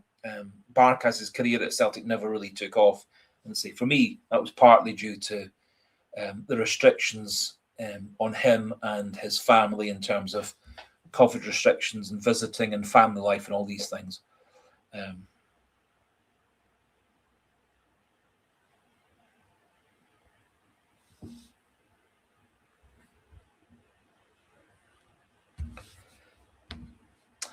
Michael Ross, I don't think so. It depends on who's telling the story. And I think that's a very good summing up of an awful lot of things surrounding Celtic, but also surrounding most football clubs, is that more and more these days, there are so many journalists, social media people, Sky Sports, Talk Sport, Premier Sport, all these different people all wanting to have their moment in the sun, their moment in the spotlight. That they all produce lots and lots of stories, and I think more and more the stories I read, the less and less faith I have in the truth behind them. So it's often when you see the same story from 5 or 6 different sources, that you think, well, that's probably true. But the fact is, nowadays you see one story in this paper, one story on this channel. You have supposed experts who say one thing, and then another supposed expert on the same day says the complete opposite. It's actually quite difficult, I find, nowadays to actually believe anything.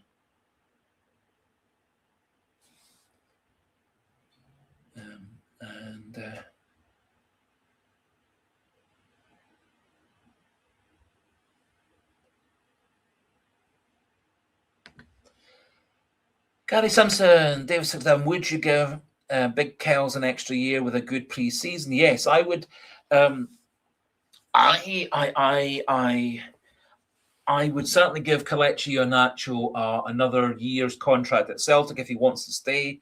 I think he's got to improve his fitness an awful lot. I think his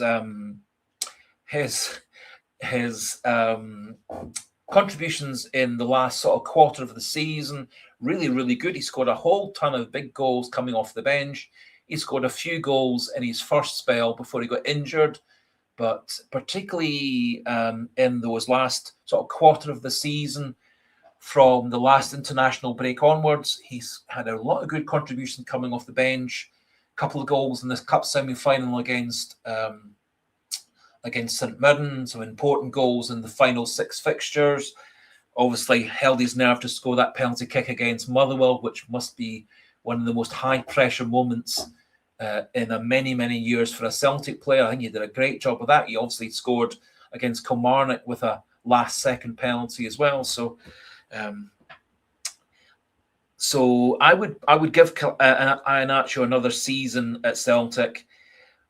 Whether we use him as he was used in the last part of the season as a player to come off the bench and be an impact player for the last 30 minutes, I think that's a definite tactic Celtic could do. It worked pretty well with Adam Ida. During Adam Ida's 18 months at the club, he primarily was the backup striker to Kyogo or the backup striker for Maeda in those 18 months. Ida scored 20 goals in his second season. His season for Celtic, scored 9 goals in his half season before that. So maybe that's how Celtic would see him, as being that sort of first striker off the bench for Iheanacho rather than one of our regular starters. So, cut long story short, Gary Simpson, yes, I would give him another 1-year contract, or possibly a 1 year with a 1-year option on top of that.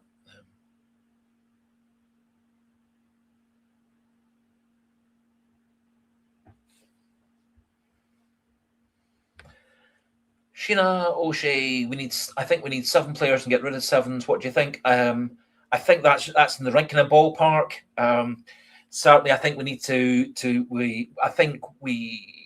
I don't know. I think we're going to lose probably somewhere in the region of between 7 and 10 players. in that we've already lost, obviously, Stephen Welsh and Luis Palma, who, although they weren't part of last year's squad as such, they were part of the squad that was going to go forward to this season that's upcoming. I've said before, I think Engels is away, Maida's away, Hatate's away, Paolo Bernardo's away, Kasper Schmeichel's obviously away. So there's quite a number of players who have already gone or will be going over the course of the next 6 weeks. I do think in some ways getting Alsa Johnson back fit, getting Cameron Carter-Vickers back fit will be like having a brand new player coming into the squad for next season. Halfway through the season, we're hoping we'll get Jota back again. I think that's a bit like a brand new player getting back into the team, although I think Jota is going to take a long time to get settled down back into the team, having not played for 18 months, as it will be if he does come back in October, November, December time. He'll have been out for 18 months. So, but I do think you're in the right kind of ballpark. I think we probably are going to be getting rid of some players like Paolo Bernardo. We've already lost Palma, Schmeichel, and Welsh. We've already lost all those loan players. Now, some of the loan players might come back, Orojo or Srirachi. There's some talk about that Benjamin Arthur might come back next season on a season-long loan. I'm not massively sure about that.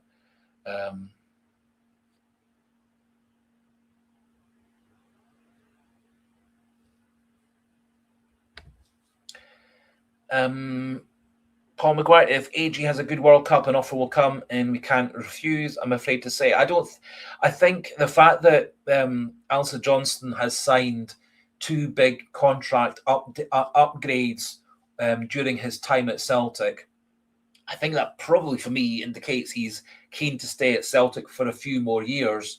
There were offers for him previously, which either he or Celtic turned down. There was talk about him going to Italian football. There was talk about him going to Everton. Then, unfortunately, of course, last season, he spent most of last season out injured. But there was talk at the end of the 24-25 season that there were clubs in Italy and clubs in England that wanted to sign him.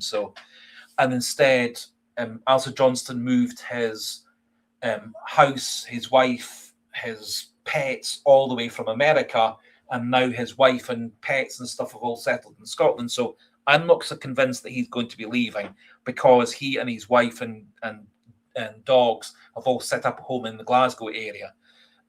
But I could be wrong.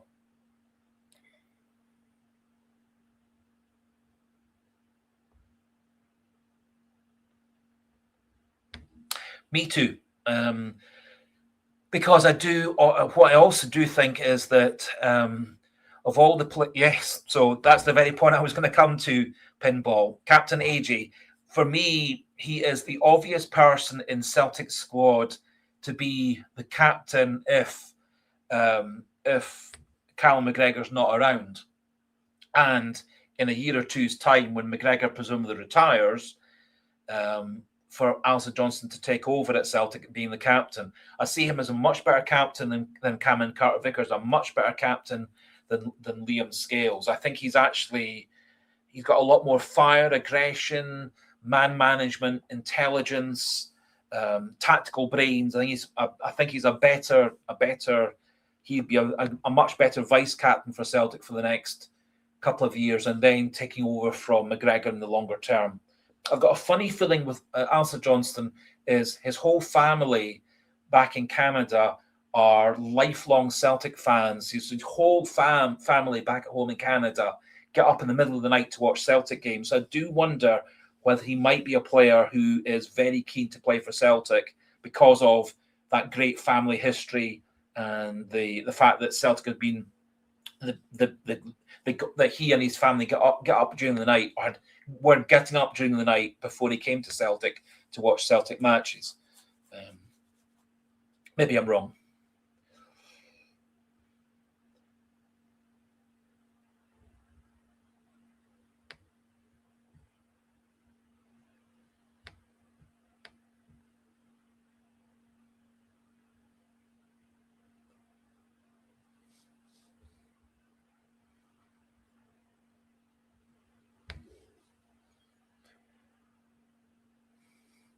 Rubber Ducks, I presume we're talking about Kelechi Iheanacho. I think that's a pretty reasonable.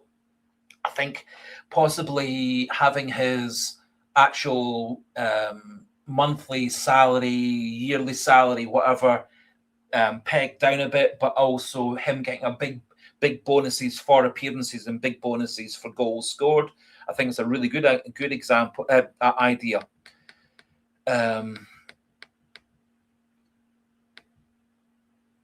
And I do think that that's probably the best way to go with Kelechi Iheanacho.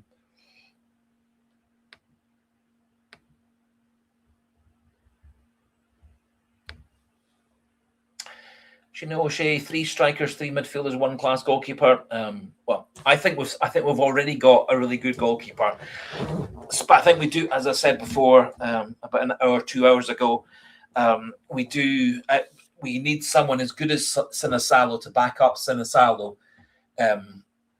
partly to take some of the pressure off of Sinisalo, give him a few games off, maybe starting the other goalkeeper when after the European games or over the Christmas period. But I think you do have to have real quality to back up. I do think that a fit Iheanacho could be that level of striker. I think Callum Osmond will get better and better. He showed, I thought, tremendous ability, tremendous promise and talent in the few games he played for Celtic last season. It would have been really, really interesting to see how well he would have played had he not got injured against Midtjylland and missed the next 4 or 5 months of the season. I do think personally he would have had the role that Johnny Kenny had and played the Johnny Kenny role 10 times better than Johnny Kenny ended up playing it for Celtic. Just my personal opinion. I do think midfield's an area we do need to strengthen because we are going to lose Engels. I would have thought we're probably going to lose Hatate. We're probably going to lose Paulo Bernardo. So I can't see him wanting to be the backup to the backup to the backup anymore. So we probably do need 3 midfielders, and we probably need to get somebody in now to take over from Callum McGregor for the season after the one that's upcoming. Because I think he's going to struggle more and more with his Achilles tendon problem and his calf problem.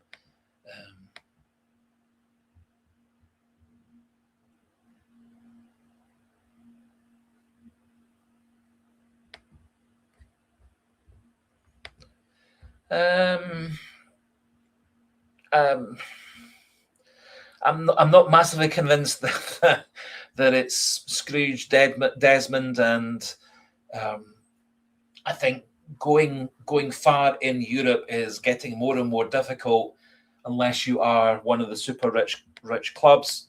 It's a very, very, very, very long time since anybody outside the big 5 leagues won the competition. So we're going all the way back to Porto over 20 years ago. Pretty much the Champions League last 8 has been all teams from England and Spain and Germany and Italy for years and years and years and years. There are teams like, obviously, Bodo Glimt got through to the last 16. Other teams from smaller leagues got through to the last 16. And I think Celtic has got the capacity to get through to the last 16. And clearly, if Celtic do progress in Europe, that means more money coming into the club, more merchandising, more sponsorship, more prize money.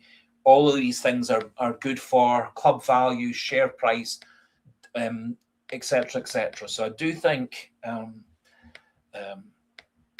there is a fair amount of speculate to accumulate, because in essence, in Dermot Desmond's own businesses, he has speculated to accumulate. He has spent money to expand companies, spent money to buy other companies over and merge those into his own companies. So,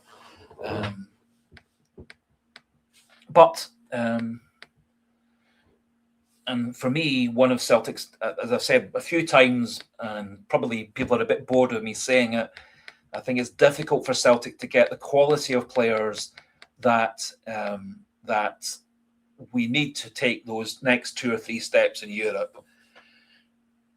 And I do think having a long-term plan is also tremendously important, of having players who come through the club system and become good enough to be first-team players.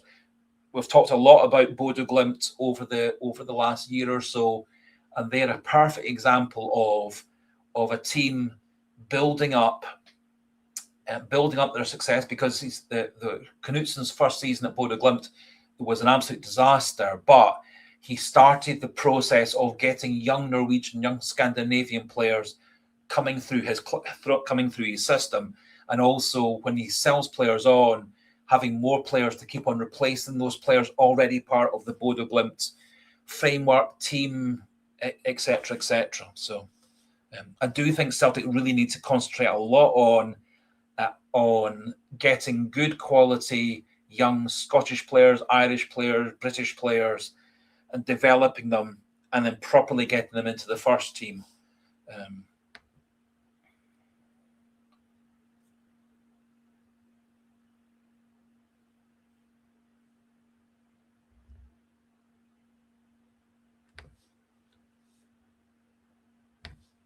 Yes, I fully accept we went toe-to-toe with Bayern Munich. We lost basically to the last kick of the ball. Bayern Munich scored an equaliser in the away leg. Otherwise, we would have been going to extra time and maybe penalties. We got very close in that season to knocking out one of the big boys. And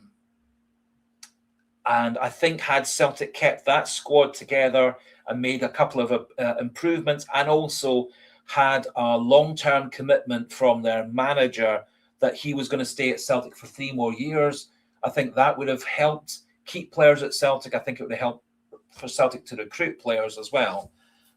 But there was lots of different things went wrong over the summer of 2025 after that in the end, disappointing getting knocked out by Bayern Munich, but getting very, very close to getting into the last 16.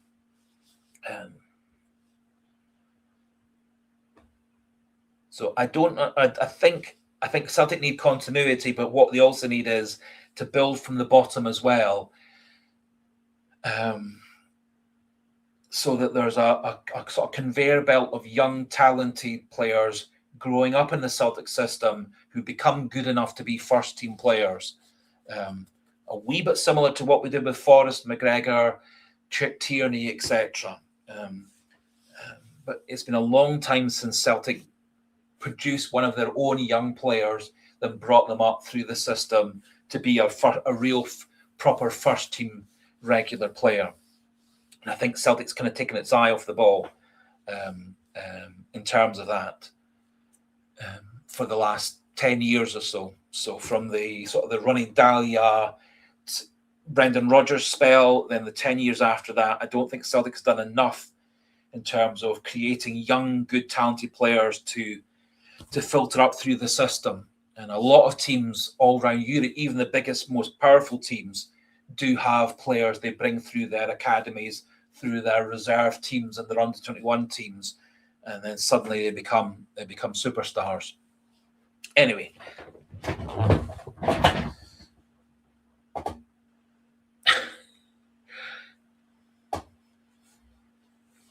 And if we go back to my very early days of supporting Celtic, it's kind of what Celtic did. We were European champions in '67. We were nearly European champions again in 1970. And then a lot of the players who've been part of the '67 side were already starting to retire.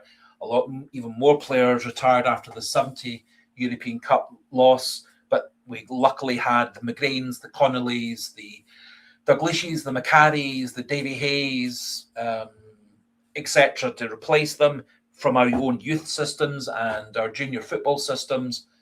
Plus, we brought in some really good players like Harry Hood, Dixie Deans, Paul Wilson, etc., etc.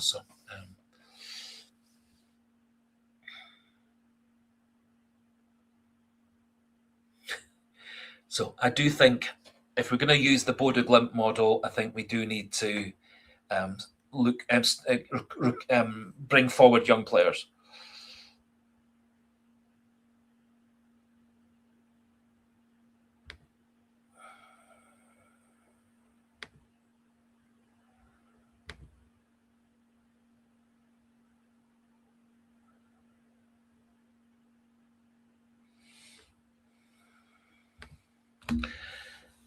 Belfast Irish Celt 32. We have mad space outside Celtic Park. Why can't we do what Liverpool do and get some murals up?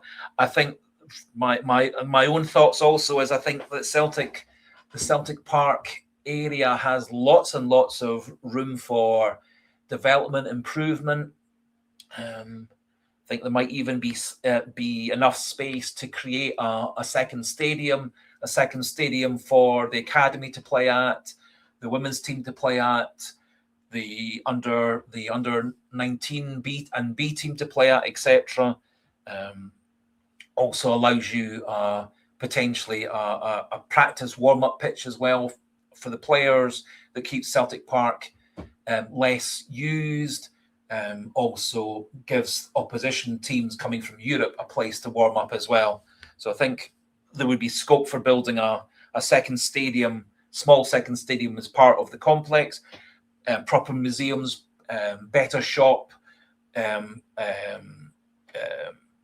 better memorials for great Celtic players, great Celtic managers. I think there's an awful lot of scope in terms of the area around Celtic Park for more statues, more memorials, more murals, more fan tributes, all these things.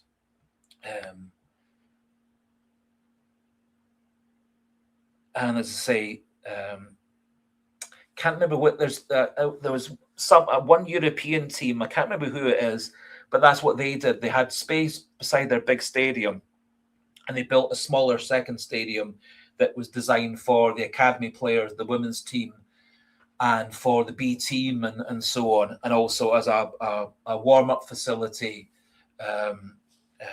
which on the rare occasions they used their main pitch for training sessions, meant they could use the second stadium.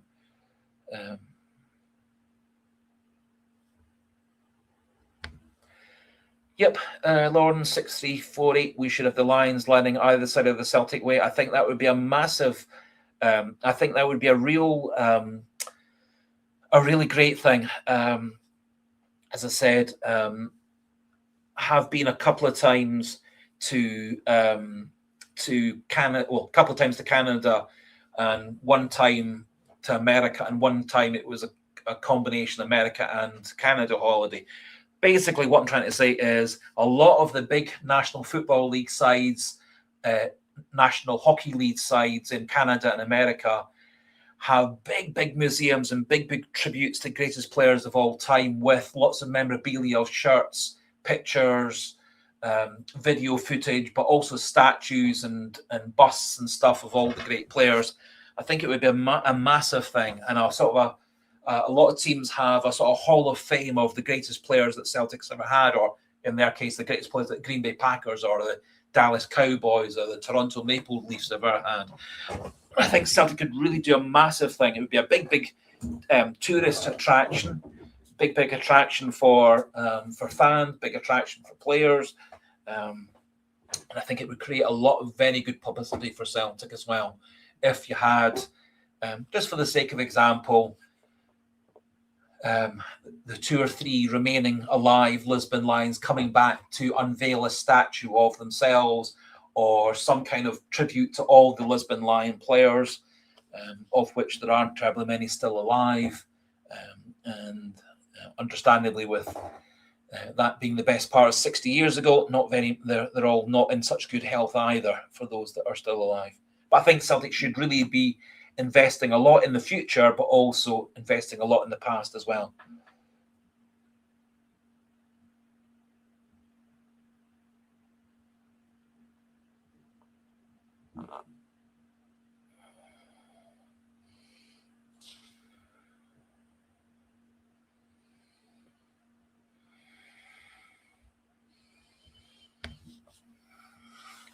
Well, it's like ask our fans if they were say a billionaire, then would you buy Celtic a few good footballers? I think I am not massively convinced that it's a lack of money. It's a lack of the fact that Celtic isn't the most attractive football club to come to. If you think even about the buying power that a team like Newcastle has, it's not the most fashionable part of England to play in. they struggle to get really top quality players, or some of the smaller teams in the English Premier League, the Bournemouth, the Brentfords, etc., do very, very, very well, but they tend to lose their players incredibly quickly. Brighton, another example of a small club in a big, big league who tends to lose all their best players, which makes teams like Brighton, Bournemouth, Brentford every year have to restart again. Now, admittedly, they've got massive amounts of TV money, massive amounts of sponsorship money. They're in the biggest league in the world. They're a very attractive league to play in. The Scottish Premiership is not a very attractive league to play in. So I think Celtic will have a difficulty. So even if we had a billionaire owner happy to spend hundreds of millions on players, the problem will be getting those players to come and play in Scotland in the Scottish Premier League, when they could be getting much more fame and fortune and prestige playing in Holland or Germany or France or England or even Portugal, but certainly France, Italy, Germany, etc. Anyway, which I think may be why Celtic's best bet would be some form of European league replacing the Scottish League. So all the biggest teams in Europe are playing against each other week in, week out in a pan-European league rather than all these smaller domestic leagues. But there's a lot of people don't like that.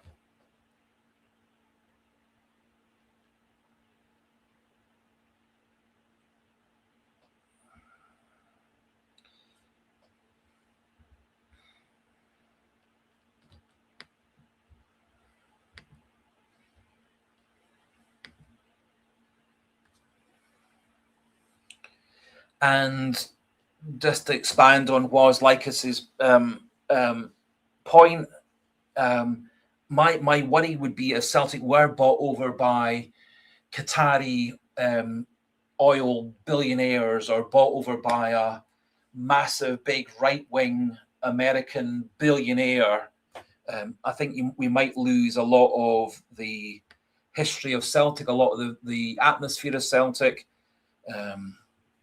In that there are some clubs who've been bought over by billionaire new owners, which have completely changed the fabric and the history of the club. I think that's, as someone was saying hours and hours ago, Celtic has been, and hopefully always will be, a Scottish club with very strong Irish roots and Irish heritage, and very strong support in Scotland, Britain, and in Ireland, and with the Scots, the Irish, etc., spreading all around the world. My worry would be if we were bought over by a billionaire who has no idea what the history of Celtic is as a football club going back to the late 1800s, that we would lose a lot of the atmosphere, a lot of the history, a lot of the magic of Celtic. But that's not been the case. So.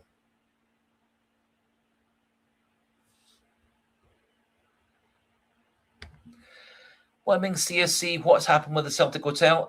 I didn't know that Celtic had been making any proper investments in creating a hotel. I think Hearts did create a hotel that's part of the Tynecastle facility.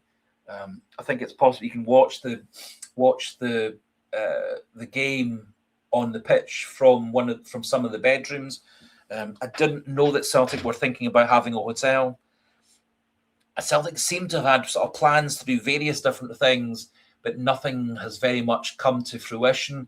There's been small improvements to the ground or theoretical improvements to the ground most summers for years and years, but nothing very major.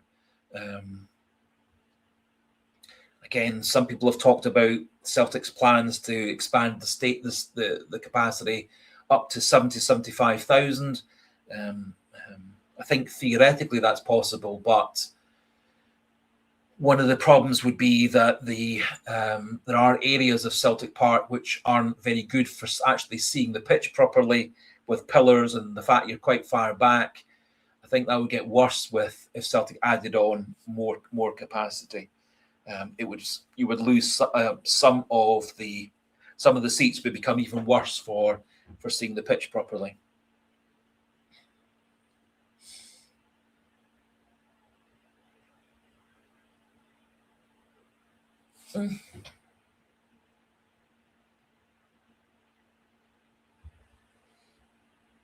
Yes, Wyoming CSE. I do. I think having a hotel facility owned and run by Celtic near to Celtic Park, or even as part of the Celtic Park complex, I think is a tremendously good business idea, and I think it would be very, very attractive for fans coming from, let's say, Ireland or Europe or Australia, New Zealand, America, England, etc.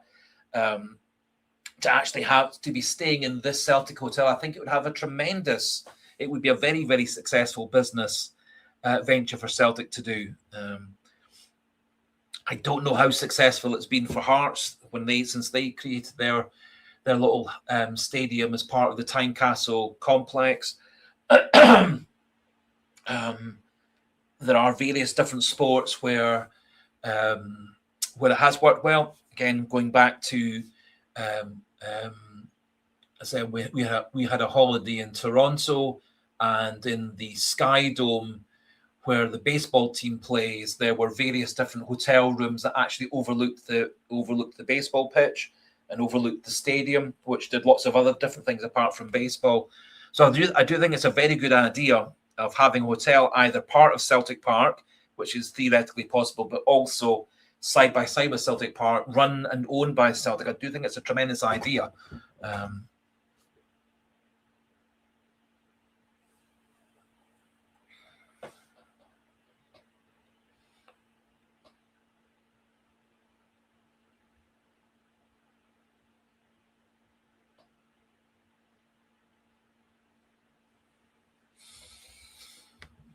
That's a really good point. Wyoming first things first. Success on the pitch means success off it. I do think, which is also why I do think actually that the powers that be behind the scenes at Celtic want Celtic to be a big success, because if Celtic's a big success, that also makes the share prices go up. Their investments become even stronger. So even if they're only in it for the finances, Celtic being strong off the pitch and becoming a bigger and bigger club and a bigger and bigger global club as well. All these things help Celtic, which is why I do actually think the people behind the scenes, the financing people, the boardroom people, the shareholders, do want to expand the club and want the club to be as successful as possible. I just think a big club like Celtic, there are so many moving parts, all of which have to work well. And when parts of that don't work well, you then don't have a good season. You look how Liverpool went from being champions of England down to 5th place in one season, with many of the same players one season to the next, because of some poor investments, some poor transfers, some injuries. There's a lot of different moving parts to a successful team. It's often a question of all those things all coming together. And that was the beauty, I think, of Martin O'Neill, was he pulled everything together on the pitch, at the training venues, and pulled together the board members, the fans, etc., all so that we were back to being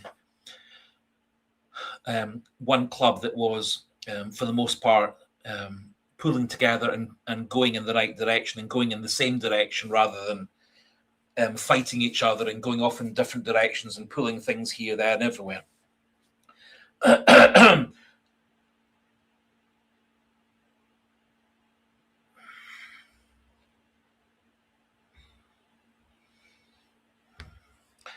Sean Southguy on stroke Sligo boy, deja vu. I've heard that phrase somewhere before. Yep. As I called a few videos in the past and people gave me a row. A couple of times I called a video deja vu all over again, which was a sort of quote of a old-fashioned baseball person called Yogi Berra, what tends to happen, unfortunately, in football and in sport and in life in general, you quite often make the same mistakes again and again. And it's often about learning from those mistakes and putting them right for the next time. And again, I think Martin O'Neill used his long-standing experience going back, 50-odd years in terms of playing and managing at the highest possible level, both in Britain and managing internationally with Ireland for a few years and playing obviously all over Europe as a player, then as a manager all over Europe with Celtic and Leicester and so on. So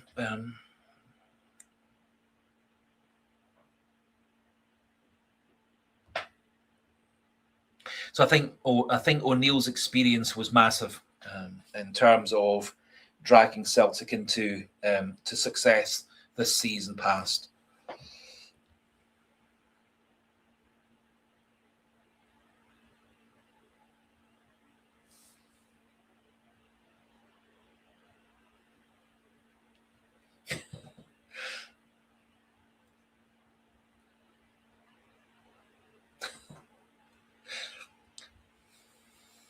No, Sean South, Gary Owen, unfortunately, last week wasn't around either under the Sean South, Gary Owen name or the Sligo Boys. He had other things to do.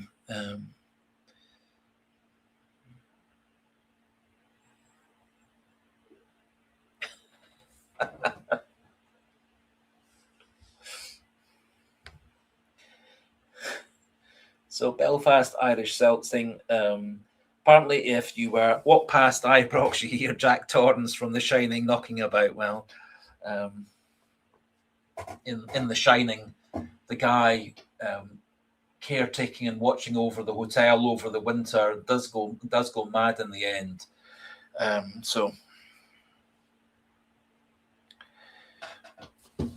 as I've said before, I'm not massively. I think Rangers will be strong next season, but no stronger than they were this season. I think Hearts will go backwards because they've already lost one of their best players. I think they're going to lose 3 or 4 of their other better players. It doesn't sound, from what I can see so far, that the people they're replacing, the ones they're losing, are players with a lot of reputation, a lot of prestige, a lot of experience. They have lost, obviously, Shanklin. It's likely they're going to lose Devlin. They have lost Benigmini. They lost the Frankie Kent, one of their backup centre-backs. I think they've lost quite a lot of players who were more than decent, strong players from this season. And a lot of the players they bought, particularly in the January window, really didn't come through at all for them in the second half of the season. So I think their Hearts transfer window was okay in the summer. It wasn't as good as people are giving it credit for, in that they had quite a lot of misses in their transfer window in the summer, and none of their winter windows, apart from Leonard, the guy they got on loan from Birmingham, were any good. So I think of all the teams last season who had a particularly good transfer recruitment were Motherwell. I think they brought in a lot of really good players, many of whom nobody had heard of before, and then Askew did a brilliant job of turning that into a team.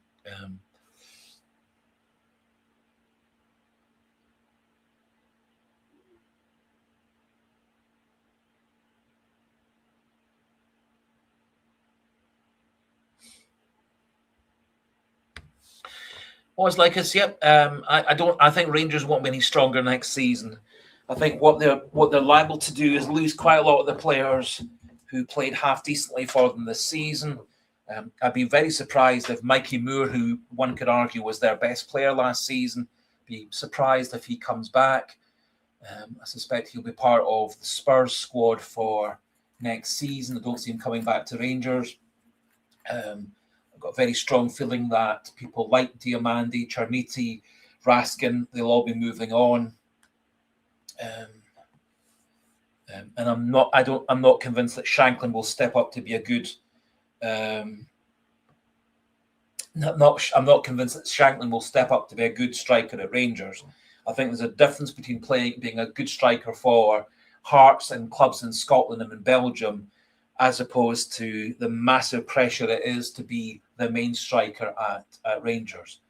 And I'm not convinced that Shankland's got the abilities and the skills at his age to play well against teams who are ultra defensive, because in general terms, nobody is ultra defensive when they play against Hearts. Everybody was pretty open when they played Hearts. Most teams playing against Celtic last season, particularly the bottom half teams, were quite defensive against us. So anyway, as I said, I don't think Rangers will be stronger. I don't think Shankland will be a success at Rangers. I don't think he's that good a player to step up to the higher level. Much like I wasn't convinced that Bojan Miovski was good enough to step up to the next level. Miovski had a disappointing time after he left Aberdeen. He came back to play for Rangers. He did okay playing for Rangers, but not particularly well.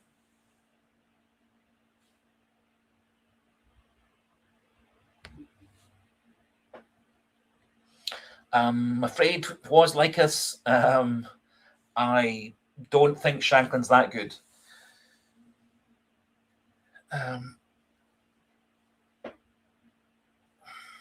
But if Shankland has a great World Cup, obviously as a Scottish person supporting Scotland at the World Cup, I would be delighted if Shankland scores a whole lot of goals for Scotland and that gets Scotland through to the next round. I just don't see him as being the Scottish player this World Cup who's going to score the goals. I think it's more going to be the John McGinns, the Scott McTominays, the Ryan Christies, who are going to score the goals. Possibly good contributions from people like Tierney and Robertson, etc.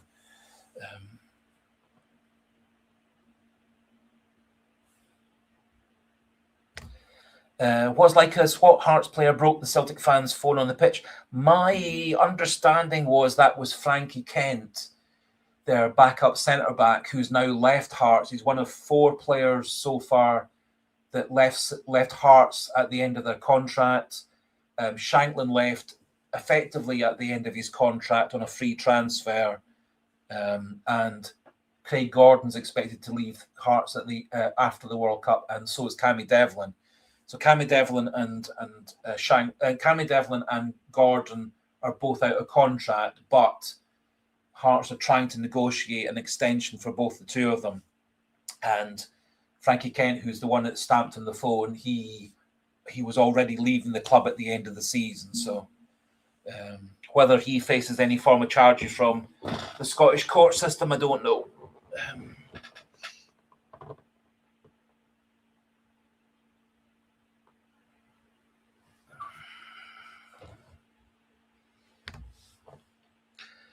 Paradise Huddle, can't see them winning the first game of the season. I don't know. I think, I think Rangers, like Celtic, will have quite a lot of turnover of players. I think Rangers will probably end up having to sell players to buy players. They already wasted 40 million last season.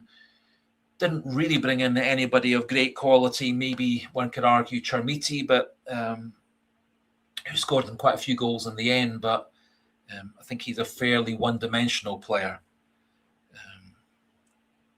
Hearts did bring in some good players. Kazarides, although his second half of the season wasn't nearly as good. Claudio Braga, for me, was the one Hearts player all last season who came from nowhere and was a really good quality star player. And I would put my personal view is I'd put Braga ahead of Shankland in terms of quality.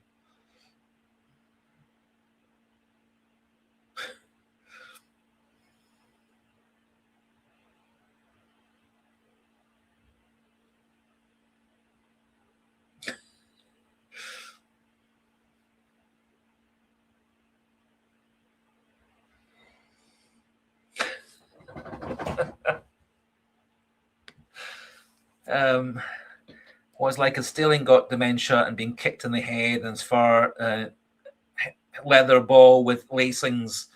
Yes, well, when I do remember personally when I first started playing football as a wee boy way back in the 70s, that it was an old-fashioned leather ball that got very, very heavy in the winter and in the rainy times.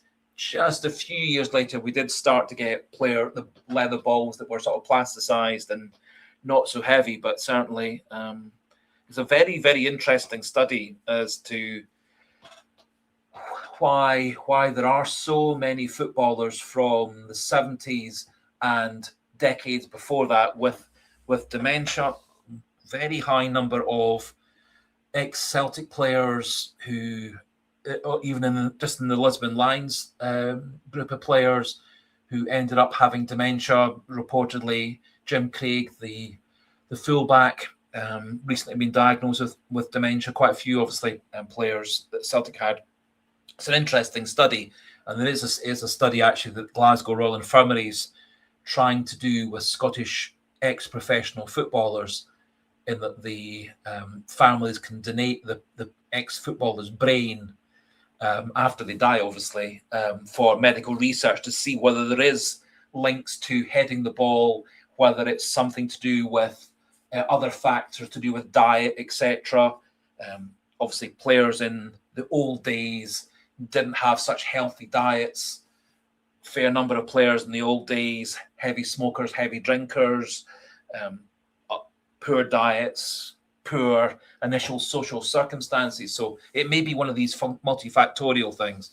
But as I say, Glasgow Royal Infirmary, Glasgow University is doing a research study into it at the moment, with particularly ex-Glasgow area footballers, but also open to ex-footballers who've died, whose family donates it. Yep.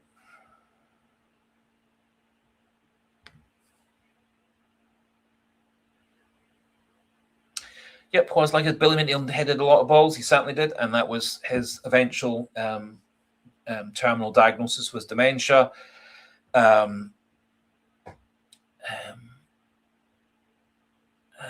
there are actually, obviously, if anybody else watches other sports, a real massive number of rugby players developing dementia as well, particularly younger ex-players developing dementia much earlier than they would have done. Same in American football, same in ice hockey. A lot of sports where you do get hits to the head a lot, like obviously rugby, American football, ice hockey, but also in football, soccer, heading the ball a lot. It does seem to have a increased risk of multiple little brain bleeds and potentially leading to dementia. So it will be interesting in about 5 years' time when the Glasgow University study finally does its results as to whether there is a strong link between heading the ball and in football and developing dementia.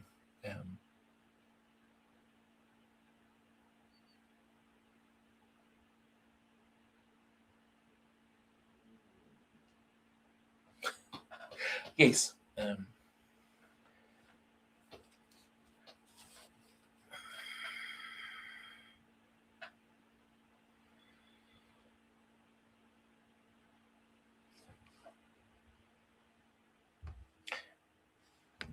Yes. So as I say, right at the start of my footballing career, as back when I was like 5, 6, 7, 8, etc., I do really remember it not being good fun heading the ball. But within about a couple of years, it started to get nicer and nicer at school, at Cubs, and playing for the village team and stuff, and that the ball seemed to be a lot more rain resistant and water resistant, and not nearly as heavy as it had been for the first couple of seasons playing football.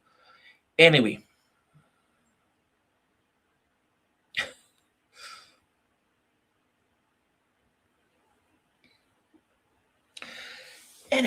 I think just about midnight, going into Friday morning, it's probably time to call it a day. It's been a mostly great live stream. There was one or two wee not so nice movements. Happily, the people that were causing trouble and being rather rude and objectionable and horrible have disappeared off. One of them banned from the channel. The rest of them seem to lose interest and disappear.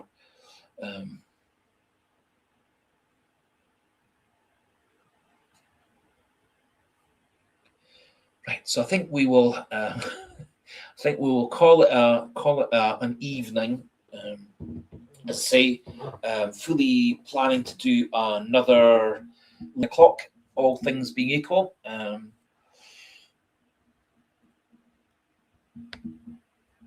Thank you, Paradise Huddle.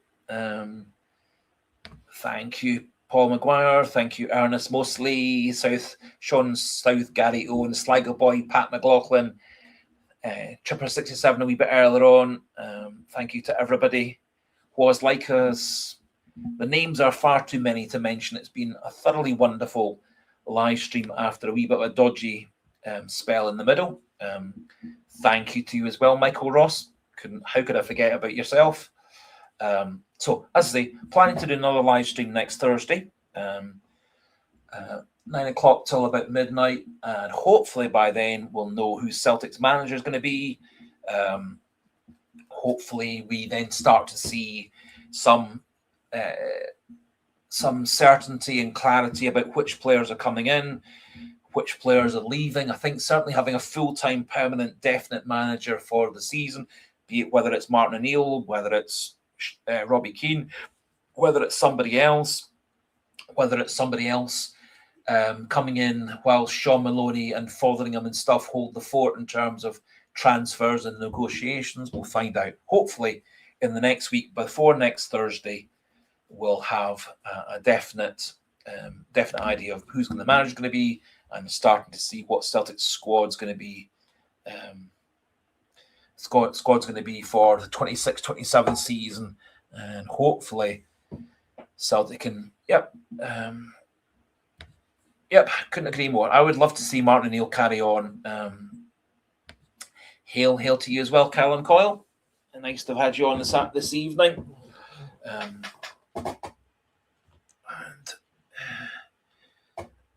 hopefully, as I say, over the week we get Martin O'Neill confirmed as manager, or somebody else confirmed as manager. Hopefully not Robbie Keane, for a variety of reasons, as we talked about at the start of the live stream. So,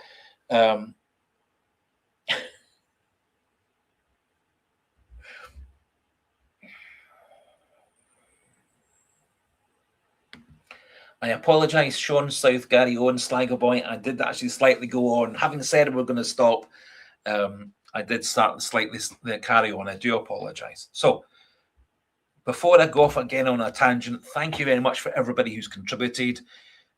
Too many names to mention. We'll be hopefully doing a wee video or two over the next week or so, and then let's say next Thursday. All things going to plan. We'll do another live stream next Thursday, and hopefully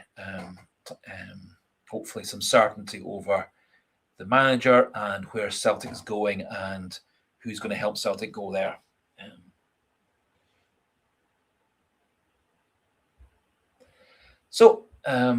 Good night, everybody. Thank you very much for this evening, and see you next week. And hail, hail.